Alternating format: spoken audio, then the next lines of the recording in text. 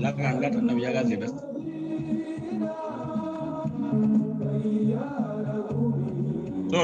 صوت تحت. اوكي.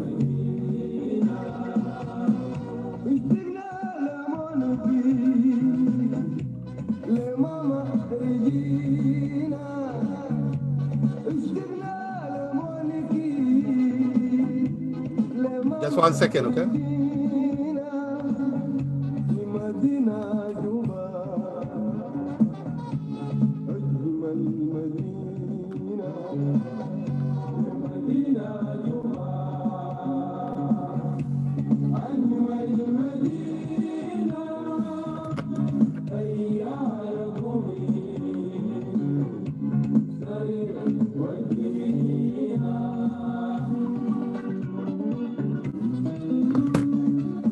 لابس ليفربول يا جاك.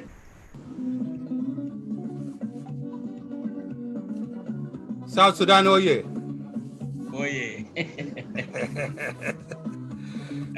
نخش لايف عشان اوكي. مشاهدين برنامج ذكريات في ايامنا، رمضان معكم من مدينه ملبورن الاستراليه. حنكون معكم الحوار مباشره من جوبا في داخل نادي ملكيه مع اخواننا رومان وموسى وايمانويل. اليوم انتم شايفين مفاجاه كبير، معكم ابراهام لادو مكه موجود معنا قدامنا في الشاشه. مرحبا بك يا كابتن. الله يبارك فيك يا اخبارك يا اخي؟ مبارك ان شاء الله. اكيد اكيد. امين امين يا رب. امين يا رب. كيف شلك؟ كويس الحمد لله كويسين، والجو يومين دي ممطر، كله مطره وجو تمام، اوروبا تمام ما شاء الله. الليله حتى عندنا هنا برضه ممطر، فاحنا سعيدين يعني. يوم الاحد مبارك واحنا شايفينك في الشاشه. كريت علينا وقول لنا سلم على المشاهدين بتاعنا وورينا الناس اللي ساعدونا دائما قاعدين يساعدونا في برنامج. والليله احنا طبعا مع ريشاد في ذكريات في ايامنا هو السبونسر اول اليوم. فتفضل يا اخوي ابراهام. باسم الاب والاسم القدس اله الواحد امين. امين. اليوم 19 شهر 9 2021 بالنادي ملكيه الرياضي نادي العريق. الليله مقدم البرنامج اخوكم الخبير ابراهام لادو زكريا، والبرنامج ده تحت اشراف من مدينه جوبا اخونا موسيس لوكيكو واخونا رومان مناس لادو واخت جاكلين كيجيا جاكلين سانتينو وابن الصغير ايمانويل تومبي وزميله جويل. ده ناس اللي بيشرف على برنامج. والليله برضه يعني اخونا رومان عيان، انا مشيت زرته في البيت لانه امبارح كان ما حصل البرنامج لانه كان عيان عنده تايفود وملاريا، عشان كده رومان ما موجود. لكن انا مقدم برنامج، لكن برنامج ده في مدينه جوبا تحت اشراف تاع اخونا موسيس لوكيكو. والليله عندنا ضيف كبير، وانا بسلم اخواننا في ذكريات في ايامنا في مدينه جوبا المتابعين، واخواننا في الميجر في ايطاليا في بريطانيا، وانا جماعه سميت قال في الفلبين. وعلينا برضه دايرين نشكر ناس المداعمين البرنامج، لانه برضه دايرين نسهم مع اخواننا في الخارج انه رغم ان ظروفنا تعبانه لكن برضه دايرين نساهم كده. انت شفت يعني برنامج قاعد نجيب ناس، يعني هسه كان بدا باولاد ايليا وكان مع داعمين البرنامج، وزميلي في المدرسه زميل الدراسه نمير سكر. وبعدين الليله بكون اخونا ريشد نصونا ومعروف هنا بلوسك وخطبه في نادي اطلع برا ويا ورايا البرنامج. وفي ناس كتار دارين يرى لانه مو بيشوف انه مو لازم دارين نساهم في البرنامج ده عشان البرنامج ده برنامج رياضي. والليله عندنا ضيف ثقيل علينا زميل المهنه. ما بنوري اسمه، لكن من هو يكون عليكم على الشاشه هتسمع منه كبير، لانه ضيف لما يوريه اسمه ذاته ما بيكون كويس، لكن كان بيكون مفاجاه عشان الضيف ذاته ويوري هو منه. وبنشكر انه ناس المشرفين البرنامج والناس اللي كان ساهموا قبل كده في البرنامج برضه ما ننساهم، اللي هو رومان الموغا، واللي هو اخونا هيلاري داني شركه الريمكس برضه كان دعم البرنامج ده في البدايه، واخونا بيتر بارا برضه كان مساهم، وفي ناس كتار دايرين يساهموا.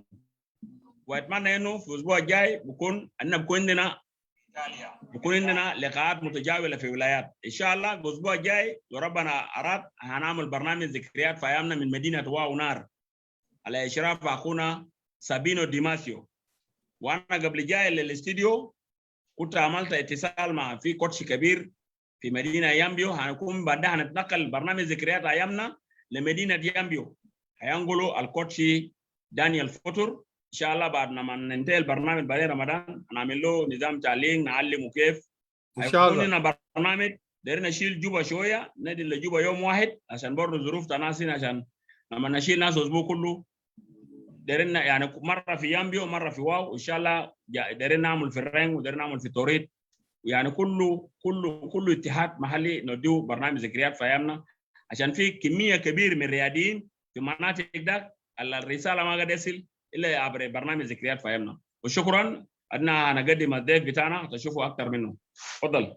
شكرا جزيلا. وبصراحه طبعا سابينو قبل اتصل بي الساعه 5 وشويه، احنا ما قدرت اتكلم معه، فان شاء الله كان هو قدر ينتظرنا بعد ساعتين ممكن نتونس معه وبعد ذاك نشوف واو، لان انا كنت عنده معه موعد امبارح سبب الزمن في السودان وهنا هو يتاخر، ضرب لي الساعه 2 صباح تقريبا انا كنت نايم، فان شاء الله هو يكون لسه متابع، نشوفه بعد شويه. نشوف ضيف بتاعنا.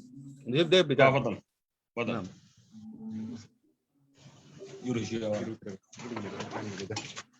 ايوه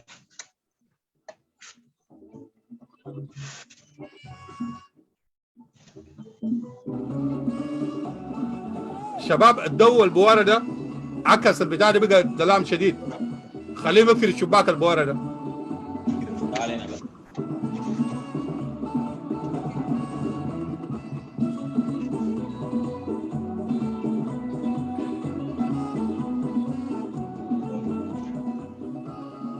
زي مولانا. يا مراحب كوتش رمضان. السلام عليك يا اخي. عليكم السلام ورحمه الله. شرفت اليوم الشاشه الجميل وشاشتنا الرائع، وانت منور يعني. الله يبارك فيك يا اخي، ده امنياتي كان انه اكون معك يوم في الايام. اكيد اكيد اكيد. كيف احوال ان شاء الله كويسين؟ والله كلنا بخير الحمد لله. تعالت انتظار يعني السنه تقريبا. هاي فتره تعالت انتظار واليوم جات، يعني ربنا يعني جابك الليله واحنا سعيدين نشوفك في البرنامج، و كنا مشتاقين شديد نشوفك. مرحب بك يا اخي، مرحب بك شديد في البرنامج. انتوا عاملين كيف في جوبا؟ والليله قالوا جوبا ممطر والاحد صعيد. والله اوروبا انتقل الى جوبا يعني. ما شاء الله. اوروبا ده انتقل لجوبا. ما شاء الله ما شاء الله. نعم.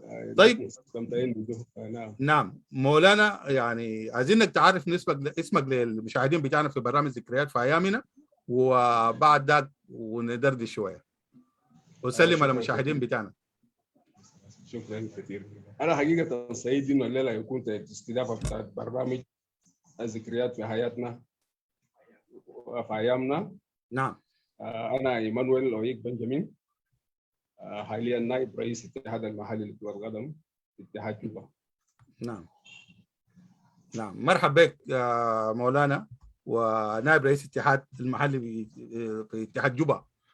اول باول عايزين نجي في دردشه صغير، كلمنا عن بولوك، حي بولوك، حي العريق كده. كلمنا الحين اللي انت قاعد يعني بولوك وحي الثوره، طبعا الحته دي زي لانه مدرسه بولوك قريب جنبك كده، كلمنا عن الاريا ده. والله المثلث ده بولوك وامتداد بولوك وحي ثوره وحي مايو. نعم. يعني مربوط شكل، يعني هو مربوط شكل يعني يونت صغير ممكن من خلاله الشباب قدر ينتشروا يعني. انا كنت في هاي مايو في اوائل الثمانينات. نعم. منه جينا انتقلنا لبولوك، واحنا كنا قاعدين نتلاقوا اكثر حاجه مع زملائنا في الاحياء ده، بالذات في الملاعب بتاعت الكوره. ومن خلاله إن حاولنا انطلقنا لحد ما بقينا في وادي الحسا. بلوك هاي جميل جدا، يعني متواجد فيه شباب ما شاء الله. حاليا هسه بيتولوا مناصب كبار في كل مجالات، كان في الرياده، في الحكومه، في كل مجالات يعني.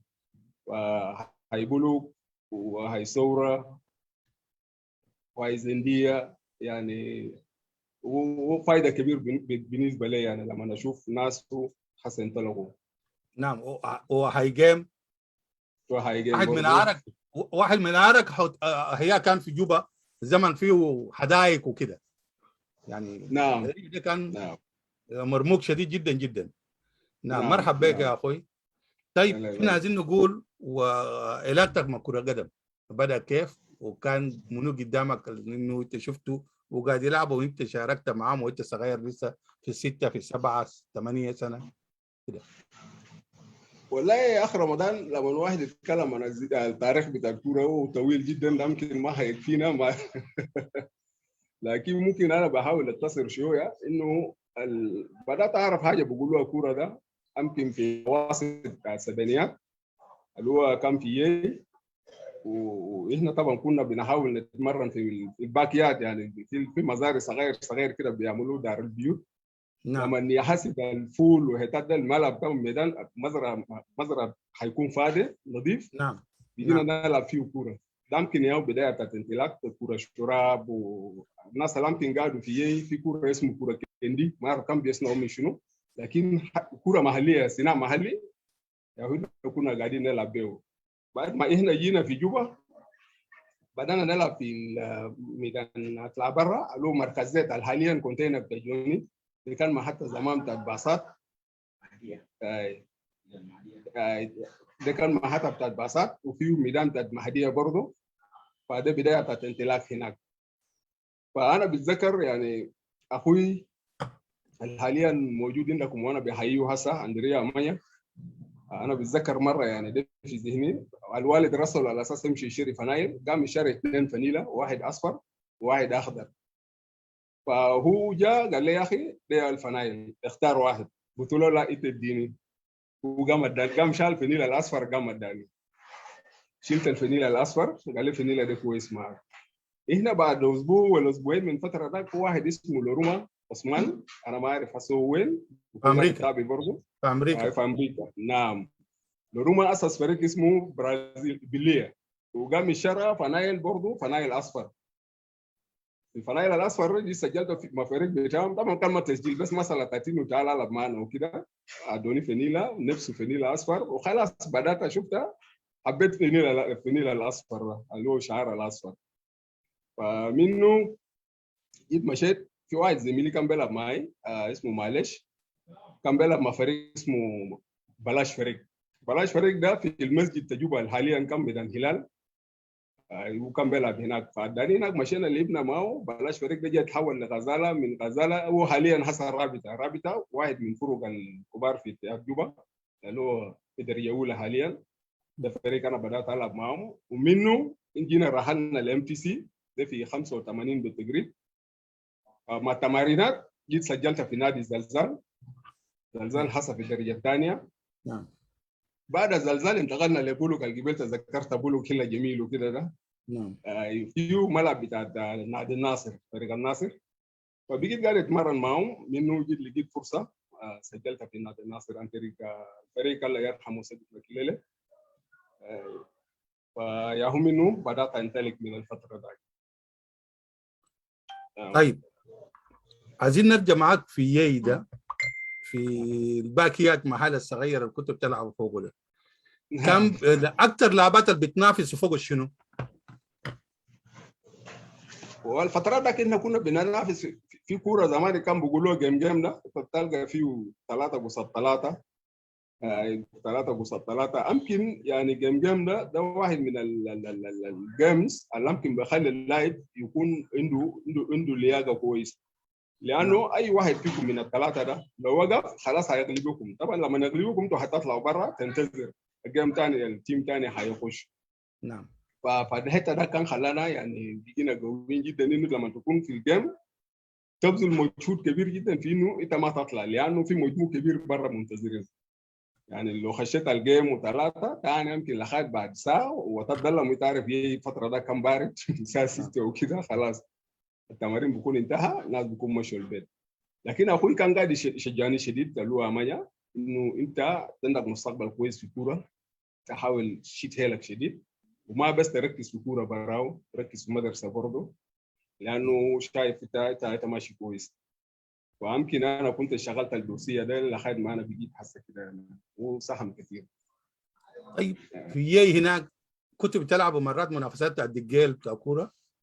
طبعا ده من اكثر حاجات المفروض الناس دائما صغار بيتعلموا سكيلز كثير من فوق. ايوه ده المنافسات ده طبعا كان بيكون قاعد فتره ده. يعني انا بتذكر عندنا شجره مانجا كده، ده الاستاد بتاعنا بتاع المنافسه بتاعت إن كان بنقولوا ايدو قاعد نعم نعم. بنجي نقعد مجموعه من شباب كده بكره شراب ده، بعدين بنحاول نتنافس يعني البيد يمكن فوق 100. الهديه بتاعنا كان شنو جايزه، كان مانجا عباره عن مانجا كان شجر ده ما في مانجا حتى شوين. لو فتره لك ما في مانجا، موسم مانجا لا ما في هتعمل شنو؟ لا موز يي طبعا غني بفواكه بالمناسبه، يعني طول فواكه. الموسم نعم اكيد. طول السنه الفواكه ده متواجد، ممكن هيلقى بديل موجوده. بالنسبه للمانجا. ده حقيقي. نعم. ده حقيقي. إيه. ده حقيقي. طيب في حاجه ثاني، الجون عرب بعدك كنت بتلعبه مرات كل زول بيكون عنده جون بنفسه براو.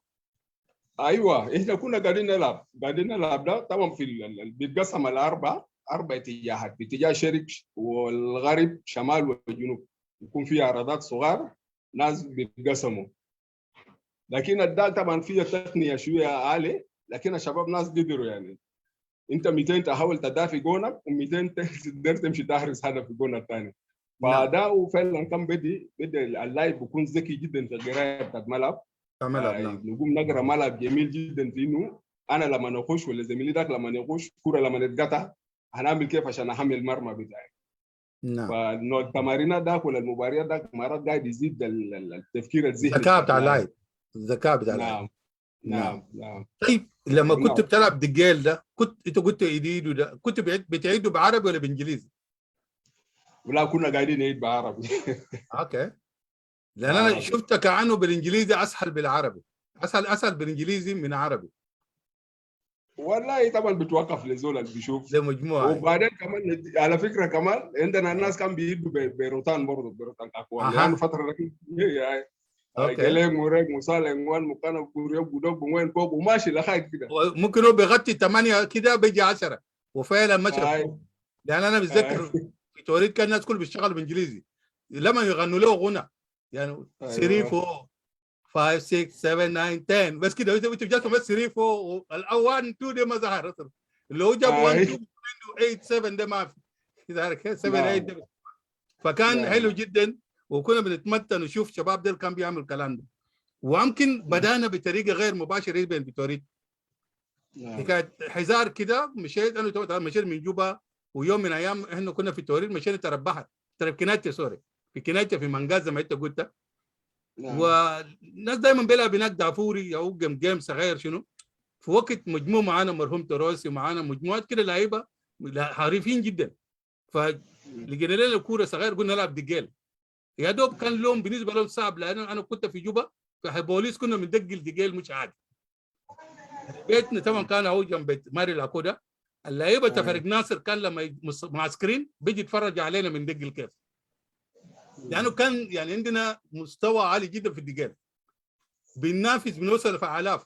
يعني زول واحد تديه كوره تمشي تشرب مويه تيجي راجع هو شغال.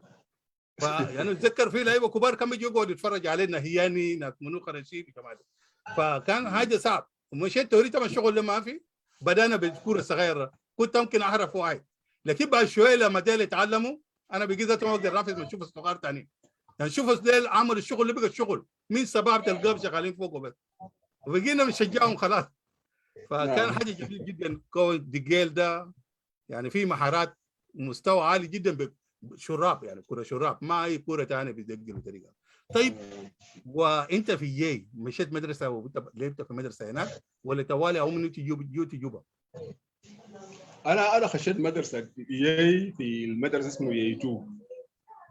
يي 2 ده في اوائل الثمانينات. خشيت مدرسه يي 2 سنه اولى. نعم. ومنه بس انا طبعا في فتره ده كان في نظام التنقلات، يعني الموظفين بتاعت الحكومه بياخد فتره سنتين في المحل ومنه ثاني بينتقل لحته ثانيه. فابوي تم النقل بتاعه لجوبا. تم النقل بتاعه لجوبا، ومنه ياو قدم في مدرسه سان جوزيف. ومشى غير الشهاده، لقى شهاده طيب جدا، قال لي نعيد الفصل، ومنه بدات في سان جوزيف. فانا بدات المدرسه في يي، قالوا في يي 2. حتى اخوي الاكبر برضه قرا في يي. زمان كنت في يي بتلعب، هو مرات كان بيلعب معاكم ولا هو بيشوف انتوا صغار ما بيلعب معاكم؟ نعم. لما كنت في يي اخوك نعم. امانيا كان بيلعب معاكم نعم. ولا كان هو بيشوف انتوا صغار وبيخليكم مباراه وتلعب عنده مجموع بتاعه برضه؟ لا هو كان بيلعب معنا يعني في الباك يارد ده، وبيجي بيلعب معنا، لانه في مدرسه في يي مدرسه بنات فاتي القسم بتاع الشرطه. نعم. ده طبعا الاولاد الكبار شويه كان بيلعب هناك، لو ما عندهم تمرين هناك بيجي بيزاحمنا في الملعب بتاعنا الصغير. معلش فضل مويه. انا بتذكر عمل فاول معي كمان. انا كنت منفرد وكان لاعب خصم بتاعي، انا منفرد، قام يعني عمل لي مخالفه بورا، حتى العزبه الشمال بتاعي ده عمل فيه ورمه كده شويه، بقى جاي تزر لي يا اخ معلش بس انا ما داير تقلبي وكده. فده ذكريات يمكن فتره ده اكيد كده. قول لي ايمانويل وقت ذاك لما نكون نتفاعل كده، اقرا لي ايمانويل ذاك، ما ايمانويل حصل قدام هنا. ايمانويل وقت ذاك كان الانفعال بتاعه كيف في ملاعب لما يتغلب ولما ودارين يغلبوه ولما واحد يضربه وكده في وقت ذاك ايمانويل صغير ذاك؟ والله في فتره البدايات، وطبعا الانفعال ده كان وارد، طبعا الناس لسه قايمين ياهو، لكن بمرور الزمن بدات افهم الكوره بالذات. يعني الزال ده بدا يتحدى، لانه الزال ما بيفيدك في شيء في الكوره بالذات، لانه هيخليك تطلع برا من جو بتاع الكوره، وممكن بعدك هيكشف سلوك بتاعك ذاته. شفت السلوك بتاعك يمكن الناس برا بيكونوا عارفين عنك كتير. في حالات يعني بقول في الزول الرياضي ده لازم باله يكون طويل يتحمل، لانه اصلا اللعب بيكون عندك زول مثلا حكم في المباراه، هو ياو بيحميك، يعني ما في اي سبب من الاسباب بخليني انه اقوم اشاكل زميلي كان يرتكب معي مخالفه، ولا اجود مع حكم لو مرر المخالفه اللي كان مفترض يكون لصالحي، ما هيفيدني في شيء. عشان كده بخلي دائما في فتره الكوره كنت قاعد العب يركز على اللعب اكثر من انه يركز على التحكيم اللي يعملوا، ولا اللي اللاعب ده ارتكب معي مخالفه قاسي ولا ما قاسي. ده كان ما كان هذا خاطئ في اعتبار، انا كنت مركز على اللعب بس. اكيد. نعم. طيب عندك زملاء هنا بيسلم عليك، دم فيليب بيتر نيكولا والياس مدى وتعبان بنزارو اللي هو مايكل بنزارو وشارلز غوريت ومدام نادية زوجتي واخونا زميلك في الملاعب برضو توماس مابي. نعم. ده الناس اللي كان معاك وتحيه لهم برضو، مرحبا بهم في برنامج ذكريات في ايامنا. طيب كابتن، وانت جيت في جوبا زي ما انت قلت وجيت المدرسه بتاعت سان جوزيف والهله، كده كلمنا هله، انت يا دوب جاي جديد، كان شباب بيتعاملوا معاكم كيف وانتوا جداد في الهله؟ طب انت عارف اي زول لما يجي في هله جديد عشان يخش في مجتمع يا في شكله يا كده كلمنا الهله، هل انت نزلتوا فيه ومنه انطلقتوا؟ والله يا اخي رمضان، انا بعتبر نفسي والله محظوظ جدا في انه انا ما مريت بالوضع يمكن معظم من الناس مره فيه لو انتقل لهله جديد. انه احنا وكجينا من يي وبقينا في حيمايو بتسيدا روليا. نعم. الكوره دي بالمناسبه يعني بحاول يقرب علاقاتك بالناس باسرع فرصه ممكن، يعني بتتعرف على الناس اكثر من ناس البيت ذاته في وقت وجيز جدا. فاحنا يعني الكوره ده قدر يحمينا من مشاكل مثلا دي جا من هله جديد، دي جانا في الهله جديد، لازم نعمل له كده ونعمل له كده. ده يمكن بالنسبه لي ما حصل، لانه لقيت انا في وسط مجموعه وبقيت صديق بالنسبه لهم، يعني زي قعدنا فتره طويله جدا. فانا ما تعرضت لاي اهانه من الناس الا باعتباري انه أنا كده. اوكي. ولقيت المجموعه اللي انت معاهم كوره، ده كان فريق ولا هم بس يا الهله؟ ده بالنسبه للفريق بليه ده طبعا كان مجموع من اولاد الهله بس، يعني زي ما ذكرت لك قبل لروما عثمان لما انا اولاد الهله، واحنا كلنا قاعدين في الهله واحد، ولكن في مدارس مختلفه. يعني لما نجي راجعين من المدارس بعد الغداء مباشره، طبعا جوا زمان كان الساعه 2 ده اي زول خلاص في البيت، الموظفين رجعوا الغداء، بعد الغداء الساعه 3 خلاص بنتجه للملاعب. طيب هو مولانا، كل واحد بيجي من بيتهم. انا قصدي في نعم. حله اللي انت بدنا ساليه طبعا لما نزلت هناك كان في تيم توالي، لانه لو طبعا لا، تحت ما كان في تيم. ما في تيم، لكن انتوا بداتوا تلعبوا معهم برضه. لا كان ما في كان ما في تيم، بس يعني لقينا بس شباب عباره عن مجموعه من الشباب بيلعبوا، يعني هو لو ما فكر اساسا انه يلمهم اوكي. عشان يعمل فريق طالما ده في لانه ميدان بطلع برا تجاريه. بطلع برا. نعم. ده في ميدان زكريا، تجاريه. من زكريا عثمان بالضبط، ده اوكي دفعتين اوكي. اللي ما زكريا نعم عثمان. نعم نعم نعم نعم. زكريا اوكي. عثمان نعم. نعم اخونا نكمل نقول سرجين. له كلام. اخونا سرجين انا بعرف لروما كويس، ما كان قاعد في كتور في دكانهم هناك، نعرفهم كويس، من حبيب له اخوه كبير وكده، كل الفاميلي بنعرفه كويس. نعم نعم. طيب. نعم نعم نعم كده كلمنا الفريق ده لما انتوا عملتوه، وكان مدرب منو، وكان كابتن بتاع فريق منو، وكنتوا بتمرنوا كيف؟ والله الفترة ديك طبعا لأن أنا كنت مهاجم وقاعد أجيب الأجوان، طبعا زول اللي بيجيب الأجوان ده بيعتبروا ده الكابتن، فالروما مسكني الكابتنية بتاع الفريق. رغم إنه أخوه زكريا كان معنا، نعم. أو سلمنا الكابتنية بتاع الفريق. المباريات طبعا هو قاعد ينظم في فريق كان اسمه كبريت فاطلع برا. في فرق صغار يعني دفعاتنا دي مرات أو في قطر في فرق صغار كده بنظم البرنامج ده، كان بخطابات بس جواب اننا دايرين نلعب مباراه، بيجي بيورونا يكلمونا انه عندكم مباراه كده كده، فهنا هنجي. طبعا معسكرات كان ما في ناس بس بمشوا مدارس، تيجي راجعين من هناك في عندهم شجره اللالوب كان في هاي مايو هناك، اقصد في هاي نقلي، بنجي نتجمع هناك بنقعد في شجره اللالوب ده، وبعدك وزعوا لنا الفنايل ومنه الملعب طوالي. يا سلام. فالروما كان قاعد يشرف في التدريب بتاعنا، وامانيا برضه مرات بيجي بيجيف، لانه كان بيلعب بيجا من اسمها هديه فتره ذاك. نعم. هي كان بيجي لاعب من فريق هديه.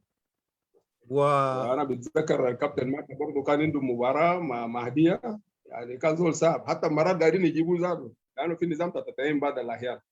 نعم. يعني مكه ده برضه جيب مره مباراه مع هديه، وإنا كنا قاعدين نتفرج من برا، كان مدافع عنيف جدا. نعم. يا سلام. طيب انت كنت بتلبس الترغم؟ انا لبست 3 ارقام في الامور بتاعي في الرياضه، يعني مع الفريق اللي انا اللي هو بليه ده انا كنت بلبس رقم 10. جيت في فريق بلاش فريق وغزال اللي هو جرابت انا برضه كنت بلبس 10. جيت في الزلزال كنت بلبس 10. وكنت جيت الناصر اول مباراه اللي لعبت فيه مع المريخ، اول مباراه انا كنت لابس رقم 9 منه. في عندنا زميل اسمه جمادوكا حاليا اللي هو في السجون. كان تم الاستيعاب بتاعه في الكليه، فهو قام شال الفنيله بتاعه رقم 8 وقال لي يا ايمانويل امسك الفنيله ده، احفظ على الفنيله ده، وهو بيتمنى اسمها كله خير يعني. فانا جيت اخذت الفنيله رقم 8 لحد ما اعتزلت بعد عقدين جزء من السنين كده يعني. اوكي. طيب كده ذكر لنا مباراه واحد من مباريات الفريق بتاعكم بتاع برازيل ده البليه ده، كلمنا مباراه انت لعبت فوقه بمستوى قوي جدا، وناس يعني يا دوب بقى ناس يعرفوك في جوبا، في لاعب وسط اسمه ايمانويل كان في الدفعه بتاعكم يعني الفريق بتاعكم من الهروما ده. ايوه بليه طبعا كان فريق في درجه رابعه، يمكن كان ما مسجل في هناية ده، لكن هو ده فريق اللي انا بدات فوقه. لكن لو اتكلمت عن المباراه بتاعت بليه، انا بتذكر انا كنت قاعد اقرا في ميسا، والمباراه كان شغاله الساعه 4. فانا هناك حاولت استاذنت من عندنا في واحد استاذ اسمه رينا، كذبت له بمناسبه يا كوتش، قلت له والله تعرف انا والله حسيت بالصداع وكده. قال لي خلاص بيت قريب، قلت له اي بيت قريب في هيموين، قال لي خلاص امشي. قمت 3 امس السيليو كان جاب عجله زمان ادى ابوي اداني انا بقيت قاعد امشي جوه المدرسه، فتوالي ركبت عجله جريت بسرعه البيت، خليت العجله وهناي بس قميصه مشيت بيه الريده بتاعتها المدرسه. هيك مين ما انا وصلت كده خلاص الناس بدأوا يصفقوا ناس لورما وده يهودوني في النيله بتاعتي. خشيت المباراه وقدرت احرز فيه 3 اهداف ووقت وجيز جدا. يعني هنا فوزنا باليونايتد.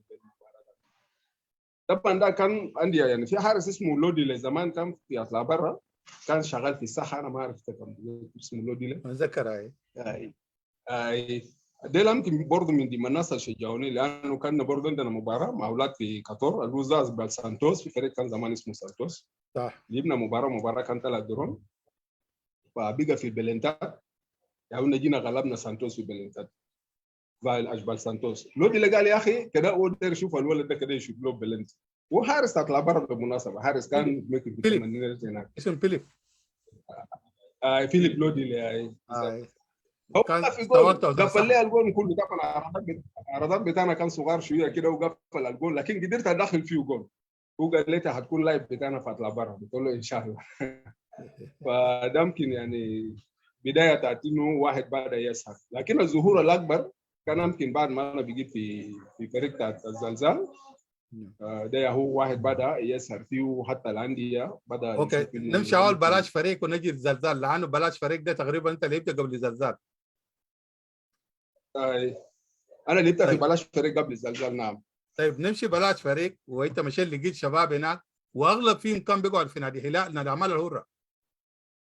نادي هلال واعمال الحره زمان انا بتذكر ايوه الكلام ده. الشباب ده كله هناك كان فريق رجال، نعم جا سموه فريق نعم. بلاش فريق وكلام كثير. فوقنا كان فوقنا حديدس، حارس حديدس مسمينه حديدس، تتذكر اللاعب كده.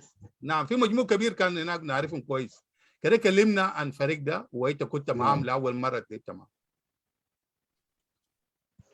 والله الفضل طبعا بيرجع لزميلي واحد اسمه معلش، كان معنا في هيمايو، هو يا وداني في هناك لانه كان شغال في التجاجبه هناك. يعني انه مشينا بعدين هو قال عصف واحد اسمه منصور، هو حاليا هسه اداري في الرابطه.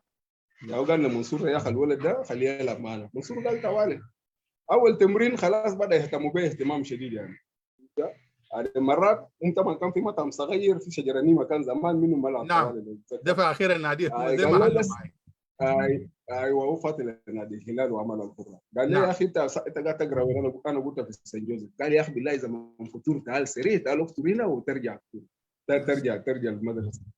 قلت له كويس، لكن الزمن طبعا كان ما بيسمع، واحد بيسمع عليه انه يجي في فتره التمرين وفتره المباريات. نعم. وبدات العب معهم.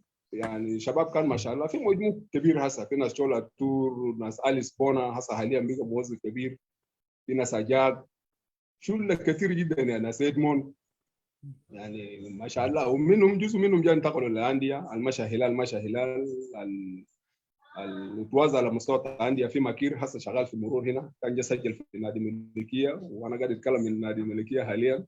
يعني انها توازنا على مستوى الانديه. نعم.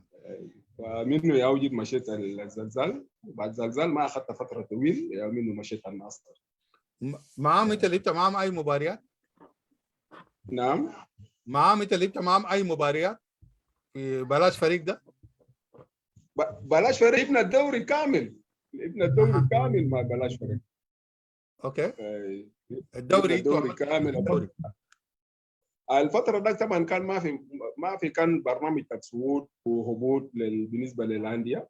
نعم. يعني انت فريق من درجة أولى متزيل الترتيب ده، انت بس بكون قاعد بتبقى في رولات هناك، انت متزيل الترتيب. ما كان في هبوط. جيت قدام انت الاول خلاص.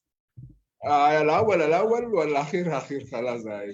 لو كان قال في مرحله التصويت يمكن زي الوقت ده كان الفريق كان ممكن صعد للثانيه، وممكن زي الوقت حصل لي في اولى ده بعد ما حصل فيه تعديلات شويه في النهايه ده في الشروط بتاع الدورات. اوكي. نعم. وطبعا يعني من قبل زمانكم في زماننا اللي تحت كده دائما كان في مشاكل كتير بيحصل. لو فريق بتاع حله فات حله تاني وليه بناك ويتغلب او غلبوه يشاكلوهم، هم يجروا من هله لهله كده. الكلام ده لسه كان في زمانكم موجود؟ هاي فترة إنه كنا قاعدين نلعب حصل بالضبط، يعني كان في مدرسة جوبوان أنا بتذكر، وهنا كنا لاعبين مع في فريق اسمه في فريق كان في لاين بوليس ما متذكر فريق ده اسمه شنو. جيل في فريق كان في لاين بوليس. المهم كلهم طبعا أولاد بتاع شرطة ساكنين في الإشلاك هناك. وهنا طبعا النادي ده قالوا بلاش فريق طبعا يا في ميدان بتاع الهلال هناك، طبعا يا كلهم قريبين للباب.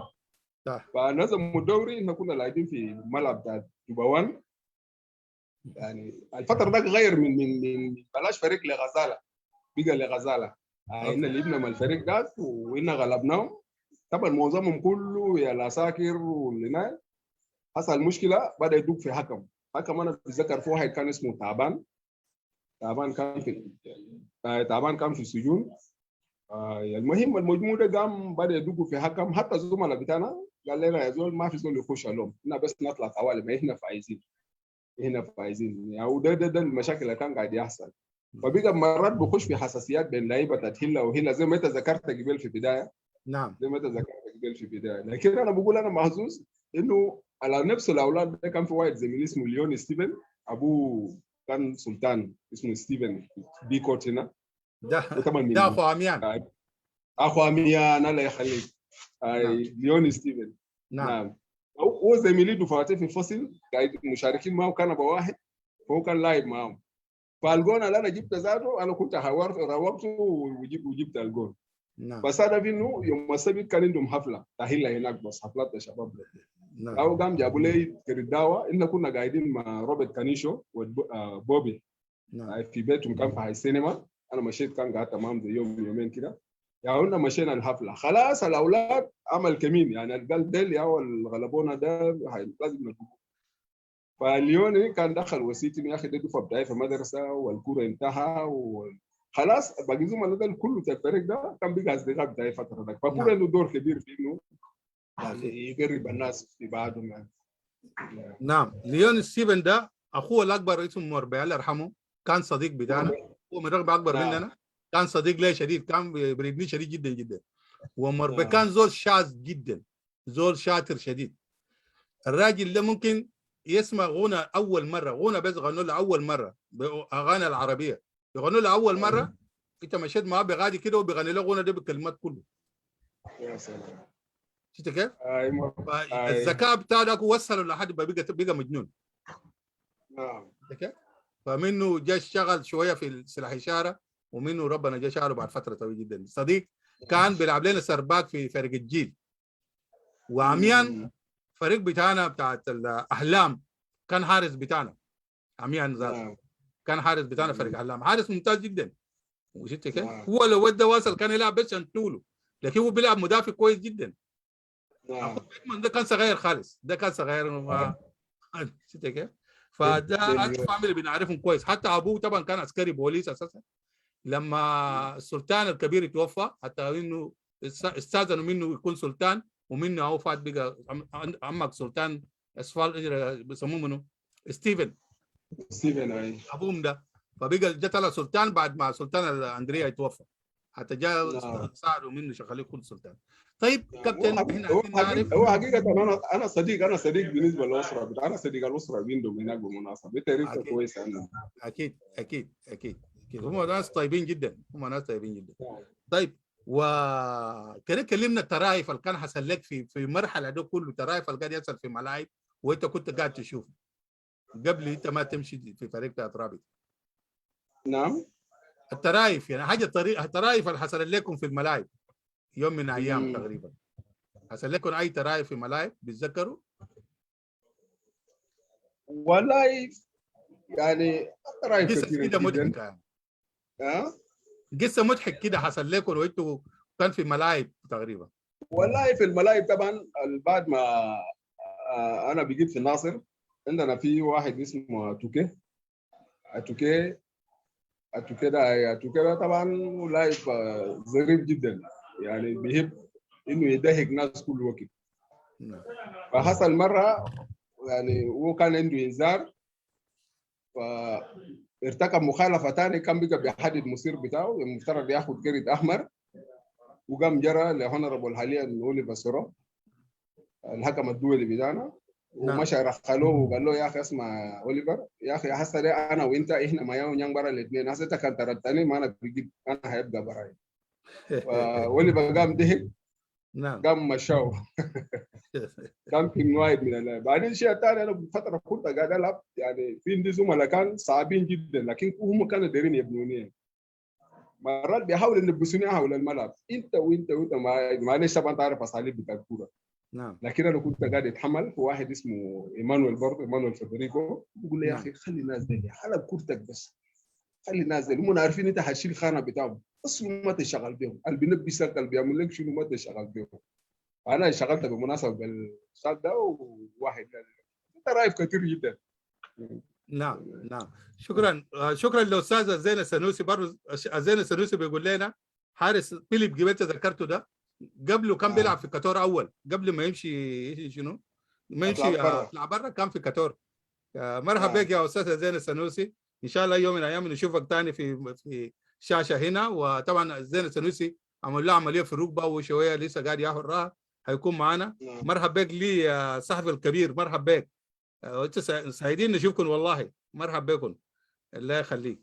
نعم. طيب اخوي ايمانويل، وانت مشيت في فريق قريب خلاص، انت ماشي لدرجه اولى، مشيت فريق اخر من بعد، بلاش فريق انت خليته انتقلت كيف لحد فريق رابطه ده انت مشيت فوق؟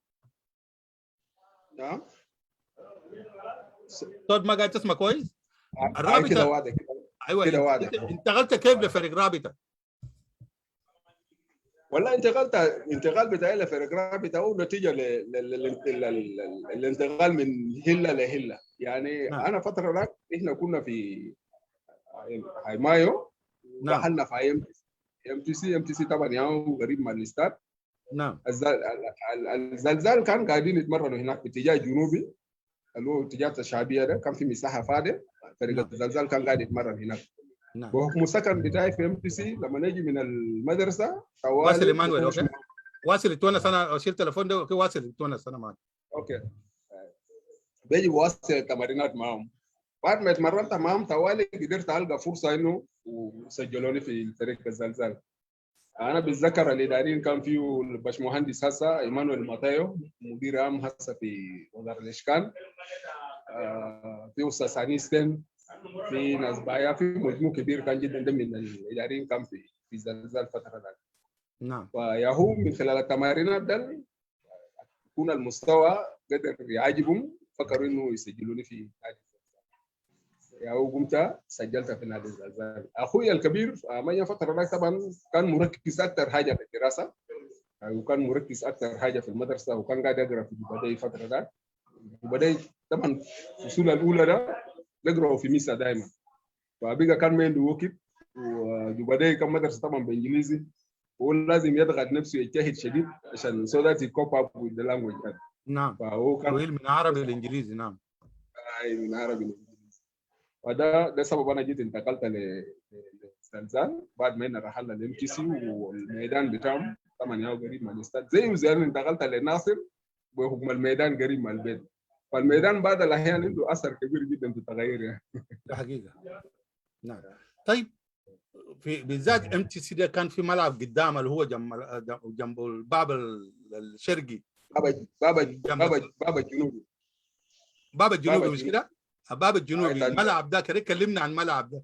يعني انا بتذكر زمان مرات انا كنت بمشي العب هناك لما كنا في بوليس، نمشي مع يا اما كاكولينو، بنمشي معاهم هناك جيما وتعبان وجمادل، كنا بنلعب في اريا ده. كان رمال زمان في وقت ده. كده كلمنا المحل عنه. في جماعه من سلخانه شباب كانوا بيشتغلوا في سلخانه او عندهم تبليه صغير كده في مطعم ده، بيلعبوا في اريا ده كتير. كده كلمنا عن اريا ده. ايوه بمناسبه يعني معظم شباب اللي كانوا بيتمرنوا في الملعب ده جزء منهم من هاي ميشن، من كنيسه هاي ميشن ده، يا في حي سلخانه، وفي جزء من اولاد تشكيل بوليس ذات، وانا هنا في ام تي سي يعني ميشن في الاولاد.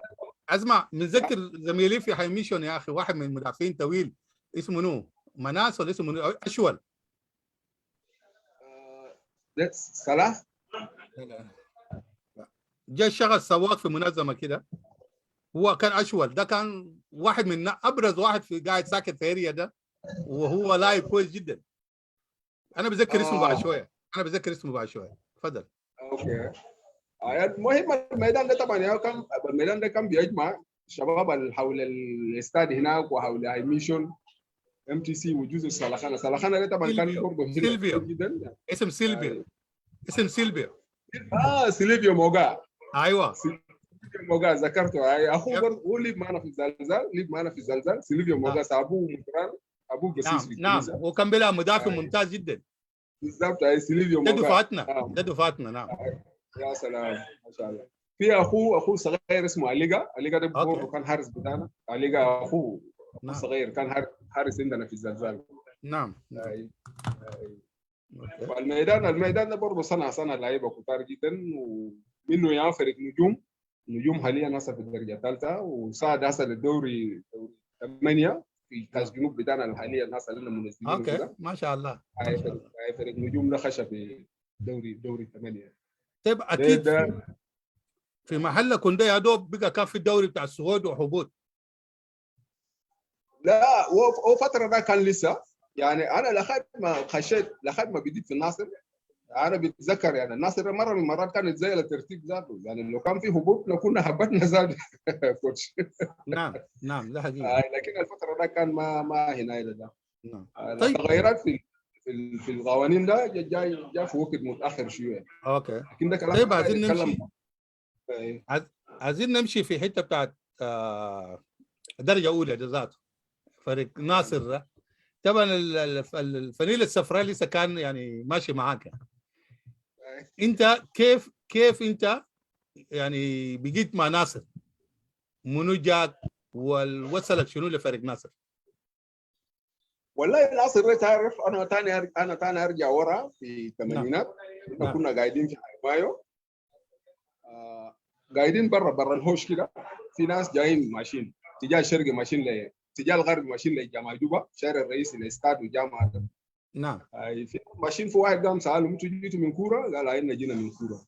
الغلب منو؟ قال يا اخي الغلب ناصر غلب مريخ 1-0. خلاص في سيزر موسى سيزر سيزر لوليك الله يرحمه طبعا من الرخابي، ورئيس النادي كان من الرخابي برضه، هم كل الدبات في الجمارك فتره ذاك. اوكي اخونا حاليا هم في عندهم مجموع في بيت هناك كان بيلعبوا كوشينا. في واحد هلالابي جاء قام ناداني قال اسمع موسيس لو جاء وبسال قال غلبوا يا توان، بقول يا اخي غلبوا مريك. قال بعدها بسالني ثاني انه يا اخي كم انا بقول، قال لي يا اخي قول لي هيك. فالمهم هم لو جاء وفي الجو خلاص بدا يلعب الكوشينا، ده قام ناداني سيد قام ناداني قال يا اخي انت تشجعته؟ قلت له يا اخي انا بشجع الناصر. ما قالوا انت بتشجع الناصر؟ قلت له لانه غلب مريخ قال غلب مريخ كمان، قلت بيك موسيس قام شال الكوشنه ما نبي الكوشنه. هم كله قام ضحكوا، وبعدين قال لي يا اخي تعال ده كويس، زول بيشجع كوره ده كويس. فده يا هو. طيب منه من الطرفه ذاك مشى فوق الناصر يعني. اي او في الناصر طبعا تشكيله الناصر يعني نتيجه انه كنا بقينا في هاي مايو هاي كله، ومشيت اتمرنت معاهم. احنا كنا 3، في واحد زميل اسمه موسيس مارتن، احنا كنا بنتمرن معاه هناك. فسيد ثابت ماكيليلا وكان طبعا مشرف للفريق، فهو جا قال لي يا اخي انت ساكن وين؟ انا قلت انا ساكن في كله كده. هو قال خلاص عندنا مباراه بعد بكره تعالوا في النادي. قلنا كويس، جينا مشينا النادي، بعد نادي مشينا الاستاد، شاهدنا الكوره، وكنت رجعنا من الاستاد وترى جايب معه فوم ورنيك بتاع التسجيل. بعد ما عمل محاضره مع الفريق مع اللعيبه، طبعا الفريق كان مغلوب فتره ده، يا هو قام قال لي خلاص كده تسجل لنا. انا قلت له شنو؟ قال سجل معنا في الناصر، وانا طبعا شبغان داير العب كوره. قام ملى الورنيك، اخوي جاكسون ايليا بيته طبعا كان فاتي توالي للنادي، وكنا مارقينه شافني قام ناداني قال تعال هنا، انت الجابك شنو هنا؟ انا قلت والله انا بس جايين نشوف تمرين اجل مباراه الناصر وياه. قال اوعك تسجل معه. قلت له لا انا ما سجلت معه، اوريد الورنيك انا ملاته خلاص. يوم الثاني يا كوتش مشينا الاستاد، لقينا سكرتير واحد ضابط في الجمارك اسمه كمال رحمة الله، الله يرحمه. فسبت قال له يا اخي ده اللاعب بتاعي سجل. كمال رحمة الله قال يا سبت حرام عليك. طبعا هم كلهم دبات، ده في جمارك وده في شرطه. يا سبت قال له يا اخي ده اللاعب بتاعي سجله. كمال قال يا اخي ده في ناشئين ما بينفع يا سيدي، الولد ده لسه صغير. يعني شوف فتره ده جوبا كان يعني في نيل فيها احجام زي ناس توندو، ده كان مذكر فتره ده، ناس توندو ناس بلال ناس كبار جدا في ملكية. في ناس تومبي في ملكيه، في ناس بلال، ناس عبدو، ناس بشير بندي. الكلام ده سنة كم؟ الكلام ده في 87 اوكي 87 86 87 يعني مجموع كان في لعيبه كبار جدا. انا كبار قاعدين هاي. نعم السبت قال لي يا اخي لا ده لاعب بتاعي بس سجله، خليه يقعد في كشف، خليه يقعد بس في الكشف بتاعي. فالمهم كمال كان ما مبسوط لكنه سجلني كده. يعني اول مباراه مشيت لعبت يا امام المريخ زي ما قبل انا ذكرتها، كنت لابس رقم 9. احنا نرجع اول ثاني نرجع ثاني لانه في هناك في محل كويس جدا عايزين نتكلم فيه دائما، وده بيتذكر لاعب كل حاجه كان في وقت ده، لانه ده انتقال بتاع ولد صغير لمحل زي زول عندنا في بلد دخل لخيمه يعني. تفتكر؟ انت يا دوب خاش في مجموع فريق الاول لما سبن مكليله يعني جاك وشافك في التمرين وقال لك انت ساكن وين وتعال زور تعال بكره عشان تمشي تلعب مع فريق. انت كم مشيت بيت نفسياتك كيف؟ والله انا بالمناسبه كنت مبسوط، يعني جيت عرفت انه ده فريق ناصر زمان كان يعني ناس كان بيمشوا بيقولوا غلب مريخ وكده ده. نعم. واخوي جاب لي فنيل اصفر، ولورما جاب لنا زي اصفر، وفي بلاش فريق برضه كنت قاعد العب بشعار اصفر باخضر. نعم. وناصر بيلبس اصفر باسود. يا اخي انا كنت مبسوط جدا انه هيكون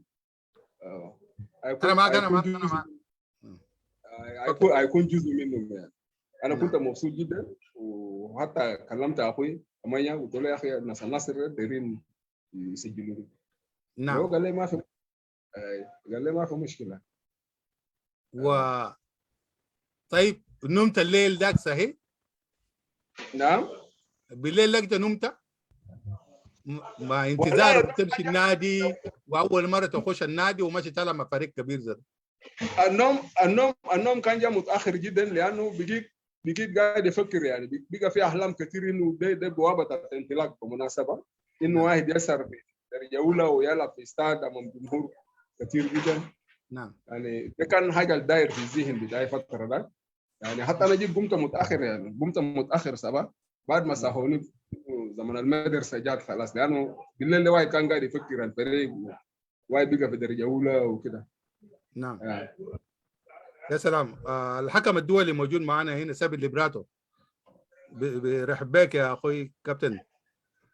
سابت ليبراتو موجود معنا في الشاشه. نعم. طيب انا عايزك تقول لي، ولما انت مشيت النادي طبعا اول مره دول ماشي يخش نادي ناصر ويشوف لعيبه الكبار القدام اللي قبل كده يمكن وما لعب معاهم ولهم اسماء في فريق ومدرب لاول مره كده، كلمنا كان انت ماشي كيف؟ ديف خايف خفيف كده لاول مره زي دول ماشي مدرسه جديد يعني؟ والله يا كوتش هو طبعا ده كان تجربه صعب جدا. يعني انا ما كنت متوقع انه واحد هيخش في التشكيله مباشر. يعني انا مشيت باعتبار انه في ناس قدامي، طبعا الفريق عنده لعيبه له فتره عندهم تعريف زي ناس هيلاري الفريد ومجموعه كبير. وكنت خشينا يعني رحبوا بينا. طبعا مرات احنا صغار بقول لك امشي جيب ده امشي جيب ده امشي جيب ده، باعتبار لسه اننا ما خشينا الفورمه. نعم. لكن وقت خشينا في غرفه يعني في الغاء المحاضرات، يعني فوجئت انه اسمي بقى في شنو في السبوره. يعني ده واحد من اللي انا قاعد اذكر. انا بدات ارجف، شفتها. بدات ارجف، ومباراه مع المريخ، ومريخ زمان ده فريق كبير جدا. بدات ارجف. الكوتش كان علي حريق الله يرحمه وانت بتعرفه. نعم. هو حس بانه انا وضع بتاعي ما عادي، فهو قام قال لا، اللي هو كان قاصد ايمانويل فيدريكو ما ايمانويل بنجامين. فهو قام سحب الاسم بتاعي من السبوره، نزلني في احتياطي. دوب انا رجعت في وضع بتاعي الطبيعي، يعني الرجفه ده كان بقى ما في. فالمهم احنا قمنا مشينا الاستاد، انا لابس يا هو رقم 9 ده، ومنه مشينا بعد الومن جينا قعدنا في الاحتياط. الرقم ده ادوك ولا انت لقيته الرقم ده فاضي؟ لا ادوني الرقم ده. خش على حريقه سلموا لك الرقم 9. اي علي حريقه يا وسلم لي. الله يرحمه، راجل كان مدافع ممتاز. فبقى زميلي البدل بي هو بدلني معه ده، كان بقى عنده ظرف كده برضه بتاعت حسابه، قال لي قوم سخن. والله يا كوتش نفس المرض ده ثاني قام لي، بدات تركب ثاني. جمهور طبعا في الاستاد جمهور كبير جدا. نعم. فهو طلع ذكي، قام جا قاعد بركبه كده، قاعد يفك في الكداره بتاعي، وقاعد يقول لي يا اخي تعرف الكوره ده حاجه بسيط جدا، يعني زي انت بتلعب في بلوك هناك بتجور فلان، بتلعب باس لفلان كويس وبتجيب جون نفسه اللي هناك، بس الفرق بينه ده ملعب في التراب ما في جمهور، وده استاد وفيها جمهور، فانت شيل هيلك امشي انت هتكون كويس.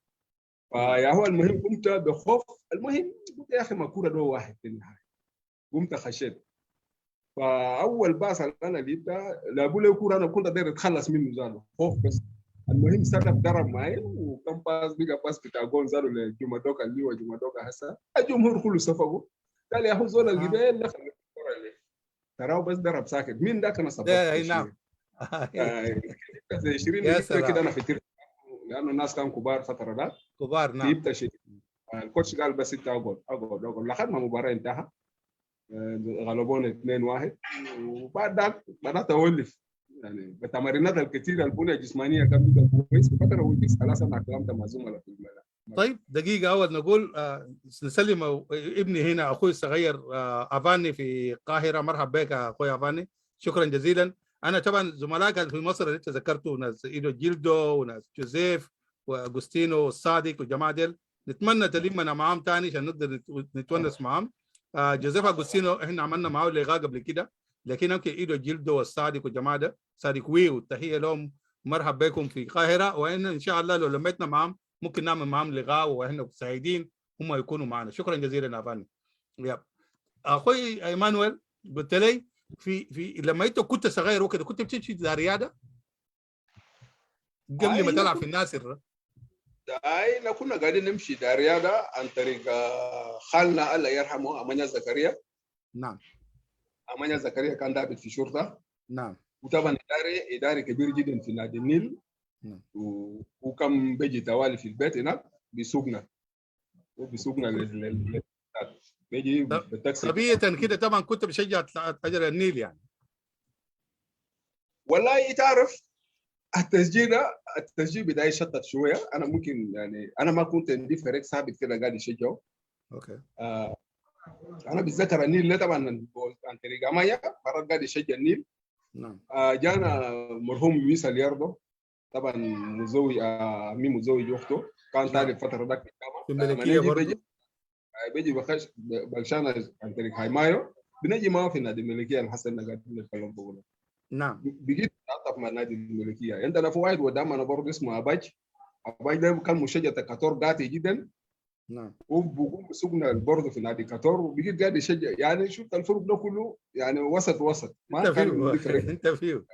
لكن لما تمشي مع مانيا لازم تسجل النيل. لما نمشي معه بشكل النيل. طيب ما انت هنا بقى حر لما تجي حتى في MTC انت بقيت حر وتنط من 7 ميل تنط بوين. المهم في النهايه انت عارف تخش. الناس اللي هناك ده عمك ثابت ده كان معاكم هناك. ثابت طبعا زول قديم جدا. نعم. اللي حصل لسه معنا والله ما مقصر، وده زول بيستحق يمكن مشاهده شديد. مرات كان بيخليكم تخشوا يعني. اي مرات بيخلينا يخش بعد الاحيان طبعا يعني الظروف كان صعب. نعم. تلقى التذكره ذاته مرات صعب. نعم. تيجي تشوف مرات زول مسؤول انت بتعرفه تيجي تمسك يده كده بقول تعال راح تعال يا ولدي تعال راح. لكن احنا بنخش مرات في هاف تايم بفتحوا لنا باب انه انتوا تخشوا عشان نشاهد الكوره. نعم. طيب نفس الحاله ده هسه قاعد يحصل مرات يعني في الميادين في بلوكين. انا مرات لما نيجي انا بتذكر يا اخي ايام باك انا ما كنت بنفس الطريقه. بقوم نعم لمالي 3 4 5 عيال كده، نعم تعال نعم بقوم بخش معاهم، ده حقيقي. لانه ده نفس الكرف انا مريت بيه قبل كده. انا ما داير يعني انه هنا زول عندي امكانيه ممكن يقول يا اخي 10 20 شباب صغار دول خشوا نعم نعم. هل ونتكفل انت قبل كده بالمزاج. ركبت من 7 ميل؟ لا 7 ميل انا ما ركبت، لان انا كنت بتخوف شديد. 7 انت ميل كنت ده طبعا بتخاف؟ كنا صغار بنشوف والله جبل بس. انا ما حصل يعني كثر ما داير احاول انا بخاف، رغم ان ام تي سي او طوالي مع البيت. في ناس كان بيركبوا في شجره العلوب، كان في اتجاه جنوب نعم الغربي، نعم برضه بيركبوا في اتجاه الشمالي برضه في اشجار ناس بيركبوا. لكن انا نعم. ما كنت قاعد احاول، ما حاولت اجازف كله، رغم انه اوكي. الكوره كان قوي. حتى حيث العادي ده، حتى الجنب دبليو سي محل صغير بغادي ده. والله ما يا اخوي رمضان انا ما اكذب لك. انا ما حصل، لكن كنت محظوظ انه انا بخش، انا قاعد حصل اخش. حصل يوم عمل شول طردك بالصوت. امنه شول بوليس اللي كان في هاي قاعد اظن، يحكي. هاي اظن رقيق كده، انا بتذكر والله اظن جلدني بالصوت كده.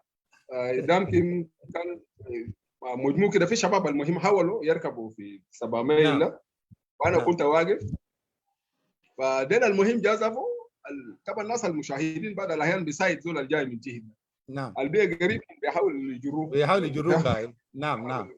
ده انا حقيقي. قاعد اتفرج عليهم بس امشون قام جاء احتياطي مركزي زول سريع جدا جسمه خفيف، المفروض يلعب على بالقوه ذاته.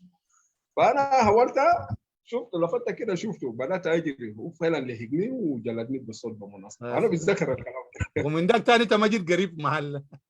لا ما زول بيتعلم بدروس، انا قلت لا ثاني واحد ماشي. نعم. طيب، وانت كنت بتجي او تحضر مباريات ده بمجموعه مثلا مع مانيا او مع لويس او مع منو او في هلا هناك، فريق اللي انت كنت بتشجع فريق بالدب رسمي كده، واللاعب اللي كنت بتريده شديد من فرق ده؟ عرفنا انت كنت ما بتشجع فريق، لكن لعيبه اللي كان بيلعبوا سوري انا قصدي لعيبه كنت شايف كان في لاعب مميز انت طوال قاعد تحبه لما يكون في ملاعب.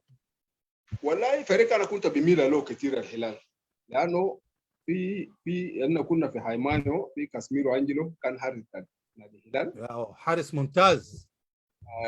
يعني انا ما اعرف وين ده كاسميرو ده. كاسميرو ولا انا ما مشى عندي واو ولا وين؟ والله هو بس بعد الثمانينات بعد ما سجلنا خلاص في الدرجه وده مشى الاولى، واو. هو كان بقى ذكر كم مفروش مشى يعني. واو هاي، لكن من هناك انا بقى ما آي اعرف وين. ذكرت آي زول فده صعب جدا. فده كان صديق في كان الناس صديقنا. نعم. فهلال كان عنده لعيبه ما شاء الله، ما فيهم ياو ناس نيكولا لو تشارلز نيكولا، في مجموع كبير ناس لوباي راسا سيد السفير لوباي استاذ زميل نعم نعم فلسطينو. نعم نعم. كان ما شاء الله وياو ناس في الهلال، يعني الهلال انا كان يعني بشجع الهلال حقيقه، ما فيه ناس اللي زي مايكل الله نعم. يرحمه. الله يرحمه. كان صعب جدا يعني. اوكي. فده انا كنت قاعد اشجعه. طيب انت كنت بتميل لتلاعب في وسط، انت لاعب وسط كنت بتميل لتلاعب، يعني انت بتشوف انه زول ده عايز يستفيد من اللعبه بتاعه قاعد يتفرج عليه. والله لعيبه الوسط في جوبا كان في لعيبه مميزين جدا، يعني في كل الانديه ده بتلقى في لعيبه مميزين. يعني ابسط حاجه في كاتور في ريشد طبعا ريشد اسمه نعم ريشد كان، وطبعا لاعب وسط في كاتور، لكن ده اللي جا لعبه في اواسط الثمانينات نعم 86 وتماشي في نعم. عبد الله موسى فابيو نتانا كان في هلال. هلال. نعم لاعب برضه ممتاز. نعم عندنا واني مارادونا برضه كان في المريخ، نعم. ولاعب وسط مهاجم. و تيمور بالفتره ذاك في ملكيه جمال باغازا، يعني ده كان لعيبه فتره ذاك نستوبيا وغيسا، نعم. يعني معظمهم كان لعيبه مميزين، اكيد طبعا يعني ما بيكون في واحد اميز منهم طبعا. اكيد في واحد لازم يكون اميز. اكيد. نعم. في النيل كان في ناس حسن علي ابوي توا، يعني كان لعيبه مميزين يعني. فالمهم انا قدرت قدرت استفيد يعني من طريقه اللعب بتاعت واحد منهم، قلت يا اخي ده، ولانه زول مسالم ما بيلعب عنف، بيقلع الكوره بتاعه، بيصنع باسات، ما بيتعرض للعنايه. فانا I try to adopt the way he plays اللي هو او هنا ده فابيو فابيو ماتانا. فابيو فابيو ماتانا مدعم منه بعبد الله موسى نعم يعني. كان عجبني نعم. زول حريف جدا، زول راعي شديد جدا جدا، ما خشن كله. نعم ما بيلعب خشونه جد. طيب على مستوى كده عالمي، هو كان بالستراجل بتاعنا مرات بتتفرج في التلفزيون بيشوف لعيبه بتاعت منتخبات وكده. طبعا اكثر حاجه كان في الجنوب الناس بتتفرج منتخبات اكثر من الفرق، لانه الاعلام بتاعنا كان بيهتم بمباريات منتخبات مرات او كاس العالم او كاس اوروبا. يعني كان انت يعني يا فريق كنت بتشجعه ويا لاعب كان انت بتتكيف منه من اللعيبه اللي كان بيلعب في المستوى العالمي. ولا انا على مستوى المنتخبات انا قاعد اشجع برازيل. قاعد اشجع برازيل، ويمكن اللاعب المميز لي هسه انا يمكن الملاعب فقدوا اللي هو اللاعب لاعب وسط بتاع برازيل اللي هو رونالدينيو. رونالدينيو يمكن يعني هو زي ما بيقولوا ساهر. يمكن اللاعب اللي انا ليه هسه ما قدرت القى له بديل يعني. زول مهاري نعم يعمل عجائب. ايمانويل حصل اليوم ايمانويل كان بيتمرن براه عشان يجيد معاه. والله التمارين انا قاعد اتمرن براي لانه كنت قادر اوصل لفورمه معين يعني، بالذات لما يكون عندنا مباريات، لما نلعب مع مكه. طبعا دي مفروض انا لما نكون العب امامهم انا بستمتع شديد، اللي هو كاتور، ملكيه، الهلال والمريخ. كويس. دي الفروق طبعا كان في متقمه مره واحد يعني. انا بنتمرن زي الليله اللي كان عندنا مباراه بعد اسبوع يعني، يوميا انا بتمرن. كنت بجري شارع بتاعت مطار، طبعا كان بيقولوا تنكوين شارع كان غابه. في شارع من شارع من بيت دار الكويت، مبني بتاع الكويت، سفاره كويتيه. انا بجري ليه في الرمله، كان هناك انا بتمرن هناك براي زي سهار كده. الغابه دي طبعا كان فيها شوارع صغار الناس بيمشي بيها بعجلات هنا ده. انا بالليل في الغابه دي بجري بس. مره لقيت واحد قال مالك يا كابتن جاري براك زي السهار كده. قلت له يا اخي انا دير يزيد اللياقه شويه. بالفعل يعني كنت قاعد اتمرن براي تمرينات اضافيه يعني. لما نيجي في المباراه في تمرين الفريق بيعمل له توبينج، لما نيجي في المباراه اللياقه بكون فيت. المباراه بعد الاحيان بينتهي واحد لسه يعني جاهز انه يلعب ثاني نص ساعه ثاني. ده نتيجه لتمارينات البراءه الفرديه بعد الاحيان. طيب الماجيك وورد بتاعك انه جري، انت كنت مرات بتلعب كوره يعني براك برضو او تدقل ولا كده تمرر كور وبنفسك براك؟ كنت بلعب براي يعني. الكور لان البيت قريب من الميدان، الكور مرات قاعدين يخلوا لي في البيت ذاته. انا بطلع بمشي ميدان بلوك يعني، بمشي ميدان بلوك فترات الفاضيه. نعم يعني بيشيل يلب بتاعت لبن، يلب بتاعت لبن بملى فيه تراب وخد فيه خشبات كده. بعد ذاك انا بقوم بلعب ضربات ثابته. ده انا بختار لي جهه اللي انا داير العب فوقه. انا بختار بلعب في الاتجاه ده اكثر من مره، وفي عيال صغار كده بيلقط برجالي كور. فالتمارين الفرديه ده خلاني مرات قاعد اتنفس بعد من حياتي على مستوى التمارين. نعم تمارين الفريق وحتى على مستوى المباريات يعني بنفس بطريقه، لانه كنت قاعد اتمرس له لما نكون متمرن تمرين فردي كده. طيب افاني هنا قاعد يسأل، قال لك جي اوكاسا نيجيريا، رايك شنو في اللاعب ده؟ جي اوكاسا ما شاء الله. ورونالدينو ده يعني اظن يتعلم من جي اوكاسا ده يعني. هو بس حاجه انا بشوف جي اوكاسا هو شويه بطيء حسب النظر بتاعي، لكن فنياته مهاراته عاليه جدا جدا. عكس رونالدينو الساحر الافريقي. الساحر الافريقي ده يمكن هو الملاعب الافريقيه هسه فقط اللاعب زي ده لحد هسه ما في بديل. انا ما في بديل يمكن متفق. نعم متفق. ما في لاعب هسه افريقي في مستوى التأجيج. مهاراته عالي جدا وبيستخدم مهاراته دي في اي مكان. نعم انا شاهدتها. انا سبق انه يعني خشيت في جوجل يعني، كنت داير اشوف التاريخ بتاعه ذات. يعني شفت مباريات هو اللي فيه في الانديه في ايطاليا وهنا ده، قدرت اعرف ألمانيا. يعني كان فتره بسيطه يعني كنا بنشوفهم بس او في الامم الافريقيه وكده. نعم نعم لكن الانديه زادوا في اوروبا، الزول ده ما شاء الله، هو ما نعم. شاء الله. الجول انا اللي جابه في الفريق بتاعت بايرن ميونخ في شوماخر، ذاك من هاي اشهر اجوان، اشهر اجوان، هاي حور الناس ده يمكن 4 مرات. شفت كيف؟ رقصهم نعم كله، نومهم تحت، حتى كرة في الشبكه. ده من اشهر نعم الكور اللي هو قاعد يعملها. وعنده لتات جميل جدا في بوسموس تقريبا في انجلاند، برضه ليه يعني بمسؤوليه كبير جدا، قريب ل 10 سنه ولا 8 سنه، وهو كان قائد التيم، اعتذر من نعم هناك يعني. شفت كيف؟ لو خدم فهو فعلا صاحب افريقي جد، ولاعب يعني موهوب، موهوب يعني موهوب جدا، يعني نعم. موهوب شديد. طيب عايزين نمشي فريق ناصر ده. قلت اول مباراه جون باس جون بحظ، وتعال قول لي وانت من هنا خلاص بقيت مستمر في تمارين والمباريات بتاع فريق، لقيت التمارين كان كيف من الحتات اللي انت جيت منه فريق تمارين بتاع فريق ناصر مع عمك علي عرية كده كلمنا عن والله والله يا التمارين كوتش، واللعيبه اللي كانوا موجودين.